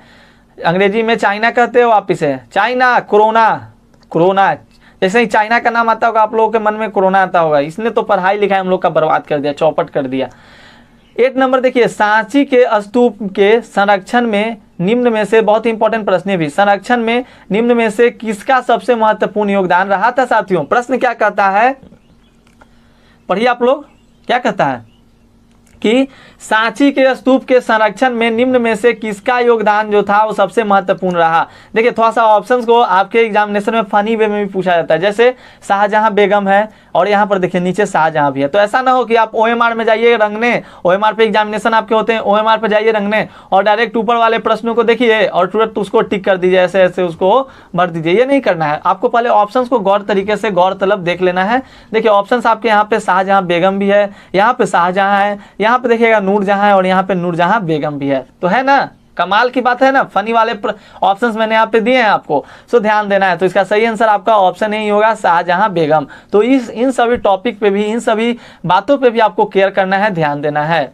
मार्क्स, 1 मार्क्स इतना ज़्यादा इंपॉर्टेंट होता है, वो तो पता चलता है जिसका 299 आ जाता है, 1 नंबर आ जाता है तो बेचारा फर्स्ट डिवीजन रहता है, कलंक ले लेता है कि मुझे 1 नंबर के लिए मैं सेकंड डिवीजन आया हूँ। थर्ड देखिए 9 नंबर देखिए, इनमें से किस वेद में अग्नि, इंद्र और सोम देवताओं का उल्लेख देखने को मिलता है? तो किस वेद में, वेद आपके कितने हैं, वेदों की संख्या कितनी है, 4 है, और किस वेद में अग्नि, इंद्र, सोम देवताओं का उल्लेख देखने को मिलता है दोस्तों? तो याद रखिएगा इसका सही आंसर आपका हो जाएगा ऑप्शन सी, ऋग्वेद। तो ऋग्वेद जो आपका है, किसी ने कमेंट सेक्शन में लिखा भी है बहुत अच्छे तरीके से, सन्ना नाम था, सन्ना नाम है उस लड़की का, उन्होंने जिन्होंने बहुत अच्छे तरीके से कमेंट को चैप्टर 3 वाले में कमेंट सेक्शन को सजा दिया है। मतलब जितने भी प्रश्न थे मेरे, सभी प्रश्नों को बहुत ही अच्छे तरीके से उन्होंने आंसर के रूप में नीचे की ओर कमेंट कर दिया। मैं बहुत प्रफुल्लित हुआ, मैंने उनको बहुत सारे हार्ट भी वहां पे दिए हैं क्योंकि मुझे बहुत अच्छा लगा उनका कमेंट। तो इस तरह से आप लोग भी कमेंट जरूर से जरूर किया कीजिए, अच्छा लगता है कि आप लोग उस पर अपना प्रतिक्रिया देते हैं, रिस्पॉन्स देते हैं, कैसा लगा आपको वीडियो, कितना क्वेश्चन आपको समझ में आया, आपने कितने प्रश्नों को सही किया, जो भी वो लिखते जाइए। पैसा थोड़ी ना लग रहा है, लिखना जरूरी है। एक तो ना तो मुझसे आपसे मेरी बात हो पाती है अच्छे से, तो कम से कम कमेंट सेक्शन में तो अपनी बात होनी चाहिए ना। 10 नंबर प्रश्न को देखिए क्या कहता है कि कूटागार शाला, एक बार नहीं, एक बार यहाँ पर होगा, 2 बार लाला लिखा गया है। तो कहता है कि कूटागार शाला अर्थात, तो इसका क्या होता है? कभी कभी आपके एग्जामिनेशन में क्या होते हैं, वर्ड वाले भी प्रश्न पूछ दिया, जैसे बोल देगा कि what do you mean by this word. तो इस तरह से यहाँ पर कूटागार शाला अर्थात इसका क्या होता है, 10 का आपको बताना है। सही आंसर ऑप्शन ए होगा, नुकीली छत वाली झोपड़ी। क्या हो जाएगा दोस्तों, नुकीली छत वाली झोपड़ी। और अगले प्रश्न की ओर रुख करेंगे तो हमारा अगला प्रश्न ये भी आपके लिए लाजवाब रहने वाला है। कहता है कि सिद्धार्थ किनके बचपन का नाम था? प्रश्न को थोड़ा घुमा दिया गया है लेकिन प्रश्न है इजी, कीजिएगा आप लोग। तो उम्मीद है कि 11 का सही आंसर आप लोग, अगर आप लोग को याद होगा तो कर चुके होंगे ऑप्शन बी को ही। तो मैं भी आपको बता दूं गौतम बुद्ध, और जो भी प्रश्न आपको याद न रहे उसे याद करने का ही प्रयास करना है हमें। तो सिद्धार्थ किनके बचपन का नाम था? गौतम बुद्ध के बचपन का नाम सिद्धार्थ था। ये बात को भी आपको अपने मन में याद रख लेना है, जो भी है अपने मस्तिष्क में, इस मस्तिष्क में सारे चीजों को भरते जाना है। अगला हमारा प्रश्न है देखिए 12 नंबर क्या कहता है। 12 नंबर प्रश्न आपका कहता है साथियों कि संत चरित्र जो किसी संत या धार्मिक नेताओं की जीवनी होती थी उसमें खामी थी। क्या खामियां थी? संत चरित्र जो था जिसमें कि क्या लिखा था, संतों की या धार्मिक नेताओं की जीवनी होती थी, उसमें क्या खामियां थी? अकॉर्डिंग टू एनसीईआरटी दिस प्रश्न का आंसर हमारा हो गया ऑप्शन बी हो जाएगा, तथ्यों की कमी। उसमें तथ्यों की क्या रहती थी? तो कमियां रहती थी। तो ऑप्शन बी आपके सही जवाब है। अगला हमारा प्रश्न है प्रश्न संख्या 13 को देखिए, सबसे बड़े वेद का नाम क्या बताइए। सबसे बड़े वेद का नाम, वेदों की संख्या 4, कौन कौन? तो यजुर्वेद, अथर्ववेद, ऋग्वेद और सामवेद। तो कहता है सबसे बड़े वेद का नाम बताइए। तो सबसे बड़ा वेद वही आपका ऋग्वेद, जिसमें से गायत्री मंत्र ओम भूर्भुवस्सुवः तत्सवितुर्वरेण्यं भर्गो देवस्य धीमहि धियो यो न प्रचोदयात् लिया गया है, ऋग्वेद से लिया गया है। तो याद रखेंगे। अगला हमारा प्रश्न है प्रश्न संख्या 14 नंबर देखिए क्या कहता है, ये भी आपके लिए इंपॉर्टेंट लाजवाब है। कहता है कि राजसूय और अश्वमेघ किस प्रकार की यज्ञ हुआ करते थे? ऑप्शन है जटिल, सरल, साधारण, इनमें से कोई नहीं। तो दिमाग लगाइए, आंसर को कमेंट कीजिए। जो आपका अश्वमेघ यज्ञ था क्या होता था? बहुत जटिल होता था ना, घोड़े को छोड़ा जाता था और वो उस घोड़ा जहां तक जाएगा, ठीक है, और जहां तक उसके जब तक ले उसका बाधा नहीं आएगा, जहां तक घोड़ा चला जाएगा, ये राजपाट को विस्तार करने के लिए यज्ञ किया जाता था। तो राजसूय और अश्वमेघ किस प्रकार का यज्ञ है? तो बहुत ही क्या है, जटिल यज्ञ है। तो ऑप्शन ए आपका सही आंसर हो जाएगा जटिल यज्ञ। याद रखिएगा जटिल यज्ञ। अगला हमारा प्रश्न है प्रश्न संख्या 15 देखिए, कहता है कि भगवान बुद्ध ने अपना प्रथम उपदेश किस स्थान पर दिया था? क्या कहता है 15 नंबर साथियों कि भगवान बुद्ध ने अपना प्रथम उपदेश किस स्थान पर दिया था, यानी कि फर्स्ट पहला जो उन्होंने उपदेश किस स्थान पर दिया था? तो डी आपका सही आंसर सारनाथ। और उन्हें ज्ञान की प्राप्ति कहां से हुई थी? बोधगया से। बोधगया से ज्ञान की प्राप्ति हुई और उन्होंने पहला जो अपना उपदेश था कहां पे दिया, उपदेश था वो सारनाथ में दिया था। उनके बचपन का नाम क्या था? तो ये भी आपको याद रखना है, सारे टर्म्स को याद रखते जाना है। कहां पे मोक्ष प्राप्त हुआ, कहां पे किस क्या हुआ, सब मैं बताऊंगा। भगवान बुद्ध को किस स्थान पर ज्ञान प्राप्त हुआ? लगता है रिपीट हो गया है, तो ऑप्शन भी आपका बोधगया हो जाएगा। अगला हमारा प्रश्न है 17 नंबर देखिए, भगवान बुद्ध का जन्म स्थान कौन सा है? भगवान बुद्ध का जन्म स्थान अब पूछ दिया, तो जन्म स्थान आपको पता है ऑप्शन बी लुम्बिनी, यहाँ पर नेपाल के तट में पड़ता है, नेपाल के इलाके में पड़ता है लुम्बिनी आपका, तो उत्तरी बिहार में। तो हाँ, तो भगवान बुद्ध का जन्म स्थान कौन सा है? तो दोस्तों याद रखिएगा इसका सही आंसर आपका ऑप्शन बी लुम्बिनी होगा। और इनका जन्म कब हुआ था? 563 ईसा पूर्व में। कब हुआ था? 563 ईसा पूर्व। समझ लीजिए ईसा मसीह के जन्म के 563 साल पहले। कब? मतलब बहुत दिन की घटना है, बहुत पहले की घटना है। अगला हमारा प्रश्न है 18 नंबर, देखिए स्तूप का अर्थ है, स्तूप का अर्थ। तो स्तूप का आप लोगों ने पिक भी देखा होगा अपने बुक में, किस तरह का रहता है, अंडाकार तरीके का है, देखे होंगे आपने, इस तरह से है, इस तरह से बनाया हुआ है स्तूप का। तो अंडाकार हुआ ना, तो अंडाकार तरीके का है। तो याद रखिएगा 18 का सही आंसर आपका ऑप्शन डी होगा। अगला हमारा 19 नंबर प्रश्न कहता है कि सौभाग्य लाने वाली देवी मानी जाती थी। जिस भी प्रश्न का आंसर आपको याद रहे नीचे कमेंट सेक्शन में कमेंट करते चलिएगा। प्रश्न 19 हमारा क्या कहता है कि सौभाग्य लाने वाली देवी मानी जाती थी।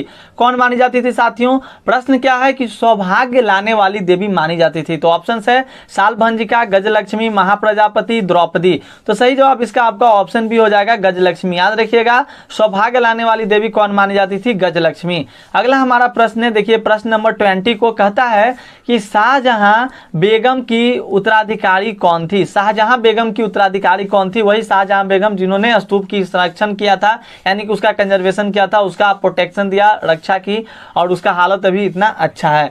तो कहता है कि शाहजहां बेगम की उत्तराधिकारी कौन थी? तो 20 का सही आंसर आपका हो जाएगा सुल्तान जहां। ऑप्शन सी को याद रखेंगे आप लोग, सुल्तान जहां आपके सही जवाब। अगला हमारा प्रश्न है, देखिए 21 नंबर, चौथी बौद्ध परिषद किस शासक के काल में हुई? प्रश्न देखिए बहुत ही इंपॉर्टेंट है, क्या कहता है कि चौथी बौद्ध परिषद किस शासक के काल में हुई? तो इसका सही आंसर आपका ऑप्शन डी हो जाएगा कनिष्क के काल में। कनिष्क काल में कब हुआ था? कुंडल वन में, यानी कि जम्मू एंड कश्मीर में। और याद रखिएगा अशोक के काल में भी हुआ है, अजात शत्रु के काल में भी, और काला अशोक के काल में भी क्या हुआ है? तो बौद्ध संगति हुआ है। अजात शत्रु काल में प्रथम बौद्ध संगति, और अशोक के काल में तृतीय बौद्ध संगति जो कि पाटलिपुत्र में, और काला अशोक के बारे में जो कि वैशाली में हुआ था, तो काला अशोक का हुआ था, और कनिष्क जो कि जम्मू कश्मीर में। तो याद रखिएगा ये आपका मैं बता दूं, ये प्रथम बौद्ध संगति, ये आपका द्वितीय बौद्ध संगति काला अशोक ने करवाया, तृतीय बौद्ध संगति आपके अशोक ने करवाया, और चौथा बौद्ध संगति आपका किसने कराया? कनिष्क ने कराया। तो याद रखिएगा। अगला हमारा प्रश्न है 22 नंबर को, देखिए क्या कहता है कि हीनयान, क्या कहता है दोस्तों? हीनयान और महायान संप्रदाय किस धर्म से संबंधित है? यानी कि जो हीनयान था और महायान संप्रदाय था वो किस धर्म से संबंधित है? सही आंसर इसका बिल्कुल आप लोगों ने करेक्ट आंसर किया होगा, ऑप्शन बी बौद्ध धर्म। दोस्तों इसी तरह से आप लोग आंसर को करते चलिए। ऑलवेज देखिए पढ़ाई के प्रति ऑलवेज अग्रसर रहिए, अपने आप को फुली मोटिवेटेड रखिए। जब भी आपके अंदर से मोटिवेशन कम हो, आप अपनी परिस्थितियों को आंकिए कि अभी मैं किस स्थिति में रह रहा हूं, मेरे आसपास के लोग कितने अच्छे हैं, उनके पास कितने धन दौलत है, हमारे रिलेटिव्स में कौन हमसे ज्यादा धनवान है, उनको हमें छूना है, पछाड़ना है, उनको पीछे छोड़ना है। बिल्कुल अपने मेहनत के बदौलत, ना कि जलनशीलता के बदौलत नहीं, मेहनत के बदौलत मेहनत कीजिएगा, जरूर आप आगे निकलिएगा। नेक्स्ट हमारा प्रश्न है 23 नंबर, देखिए तलवंडी में किस प्रसिद्ध संत का जन्म हुआ था? तलवंडी जो कि बहुत ही इंपॉर्टेंट, आपके बहुत बार आपने इस नाम को सुना होगा। तो तलवंडी में किस प्रसिद्ध संत का जन्म हुआ था दोस्तों? 23 का आपका सही आंसर ऑप्शन डी हो जाएगा गुरु नानक जी का। गुरु नानक सिखों के गुरु हैं, तो गुरु नानक जी का जन्म हुआ था तलवंडी में। अगला हमारा प्रश्न रहेगा 24 नंबर, बौद्ध ग्रंथ त्रिपिटक रचना हुई। बौद्ध ग्रंथ त्रिपिटक की रचना कब हुई? ऑप्शन है महात्मा बुद्ध के जन्म से पूर्व, यानी कि जन्म के पहले कैसे हो सकता है? जब हम लोग जान रहे हैं कि त्रिपिटक है, तो त्रिपिटक में बौद्ध का ही जो बातें कही गई, बातों का संकलन है। तो प्रश्न कहता है कि बौद्ध ग्रंथ में जो त्रिपिटक की रचना कब हुई थी? तो याद रखिएगा बौद्ध की मृत्यु के बाद, यानी कि महात्मा बुद्ध के निर्माण प्राप्त करने के बाद क्या हुआ था? तो आपके बौद्ध ग्रंथ यानी कि त्रिपिटक की रचना हुई थी। तो ध्यान दीजिएगा। और देखिए कहीं आपको बुद्ध इस तरह से देखने को लिए मिल गया होगा, बुद्ध लिखा हुआ, तो आपको कंसेप्ट समझना है। एमसीक्यू का सीरीज चल रहा है, तो इसमें देखिए मैंने कहीं पे इसको बुद्ध इस तरह से भी, तो टाइपिंग करना होता है, टाइपिंग मैं करते रहता हूं तो उतना ज्यादा ध्यान नहीं रहते हैं, लेकिन फिर भी ज्यादातर जो वर्ड है आप बुद्ध का मतलब समझिएगा, बुद्ध इस तरह से ही लिखा जाता है, बू आधा, ठीक है। तो आप लोग इसको इग्नोर कीजिएगा, ये जो मैंने यहाँ पे देख रहे हैं तो इसको आप इग्नोर कीजिएगा, ये आपका सही लिखा हुआ सही है, लेकिन आपका सही आंसर क्या है? ऑप्शन बी महात्मा बुद्ध के निर्माण प्राप्त करने के बाद। क्योंकि आपके एग्जामिनेशन में तो आपको लिखना भी है ना, सीबीएसई वाले को तो आराम है, टर्म 1 में है, ऑब्जेक्टिव पूछ दिया जाएगा, आराम से काम चल जाएगा। लेकिन अगले हम लोग के लिए, आप लोगों के लिए तो है ना इंपॉर्टेंट। 25 नंबर देखिए क्या कहता है, महावीर ने पार्श्वनाथ के सिद्धांतों में नया सिद्धांत क्या जोड़ा? महावीर ने पार्श्वनाथ, जो पार्श्वनाथ थे वो जैन धर्म के क्या थे? 23वें तीर्थकार थे। क्या में 23वें तीर्थकार थे पार्श्वनाथ। पहले कौन थे? ऋषभदेव। और 24वें कौन थे आपके? तो 24वें आप लोग को पता है महावीर स्वामी। और महावीर ने जो था पार्श्वनाथ के सिद्धांतों में, यानी ये 23वें तीर्थकार थे, तो 23वें तीर्थकार वाले सिद्धांतों में 24वें तीर्थकार जो कि महावीर स्वामी ने क्या एक नया सिद्धांत जोड़ा था? तो बिल्कुल याद रखिएगा, उन्होंने ब्रह्मचर्य को जोड़ा था। ब्रह्मचर्य मतलब जानते हैं? बजरंग बली ब्रह्मचर्य थे, बजरंग बली, शादी विवाह नहीं करना, 26 नंबर प्रश्न को देखिए, इंपॉर्टेंट है ये भी आपके लिए। 26 क्या कहता है दोस्तों कि बुद्ध के उपदेशों का संकलन है, किसमें है? बुद्ध चरित्र में, सूत पिटक में, अभिधम्म पिटक में या विनय पिटक में? तो याद रखना है ऑप्शन भी सही जवाब हो जाएगा सूत पिटक में। बुद्ध के उपदेशों का संकलन कहाँ है? तो सूत पिटक में, याद रखिएगा। अगला हमारा प्रश्न है देखिए 27 नंबर को, बुद्ध का सारनाथ में दिया गया प्रथम प्रवचन क्या कहलाता है? यानी कि बुद्ध ने जो सारनाथ में प्रथम प्रवचन दिया उस प्रथम प्रवचन को क्या कहते हैं? तो धर्मचक्र प्रवर्तन कहा जाता है। क्या कहा जाता है? धर्मचक्र प्रवर्तन। तो याद करने का प्रयास कीजिएगा, याद करने, अगर आप सारे प्रश्नों को याद कर लेते हो तो बहुत ही आपके लिए इंपॉर्टेंट रहेगा और बहुत आपको मजा भी आएगा। अगला प्रश्न हमारा 28 नंबर देखिए क्या कहता है कि बौद्ध साहित्य मुख्य रूप में लिखा गया था, किस भाषा में लिखा गया था? संस्कृत में, पाली में, प्राकृत में या हिंदी में? तो आपको सही जवाब आपके हो जाएंगे पाली। क्या हो जाएगा? पाली, याद रखिएगा। बौद्ध साहित्य मुख्य रूप से किस भाषा में लिखा गया है? पाली भाषा में लिखा गया है।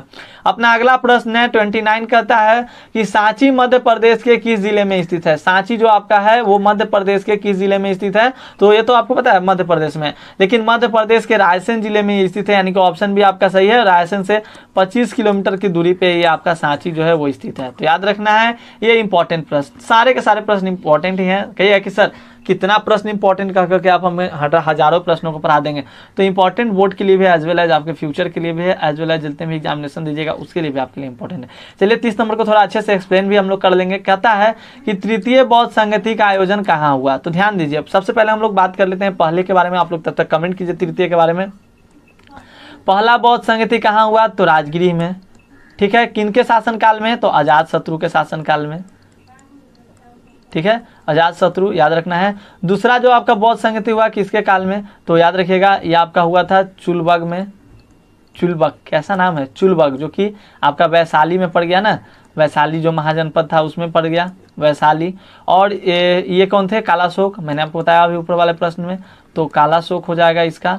और फिर आपके थे थर्ड की अगर बात करें, यहाँ पर थर्ड जो कहा जा रहा है, तो थर्ड का आपका सही आंसर हो जाएगा तृतीय बौद्ध संगति का आयोजन कब हुआ था? तो पाटलिपुत्र में हुआ। पाटलिपुत्र में कौन कराया? तो अशोक ने। क्या भैया? अशोक ने, एकदम क्लियर कर लेना है। और आपका जो फोर्थ हुआ, फोर्थ यानी चतुर्थ बौद्ध संगति, तो कुंडल वन में, अभी आप मैंने ऊपर पढ़ाया कनिष्क के बारे में, तो कुंडल वन जो कि कश्मीर में है, तो कुंडल वन में हुआ। और इसका कौन था? तो कनिष्क। कौन था?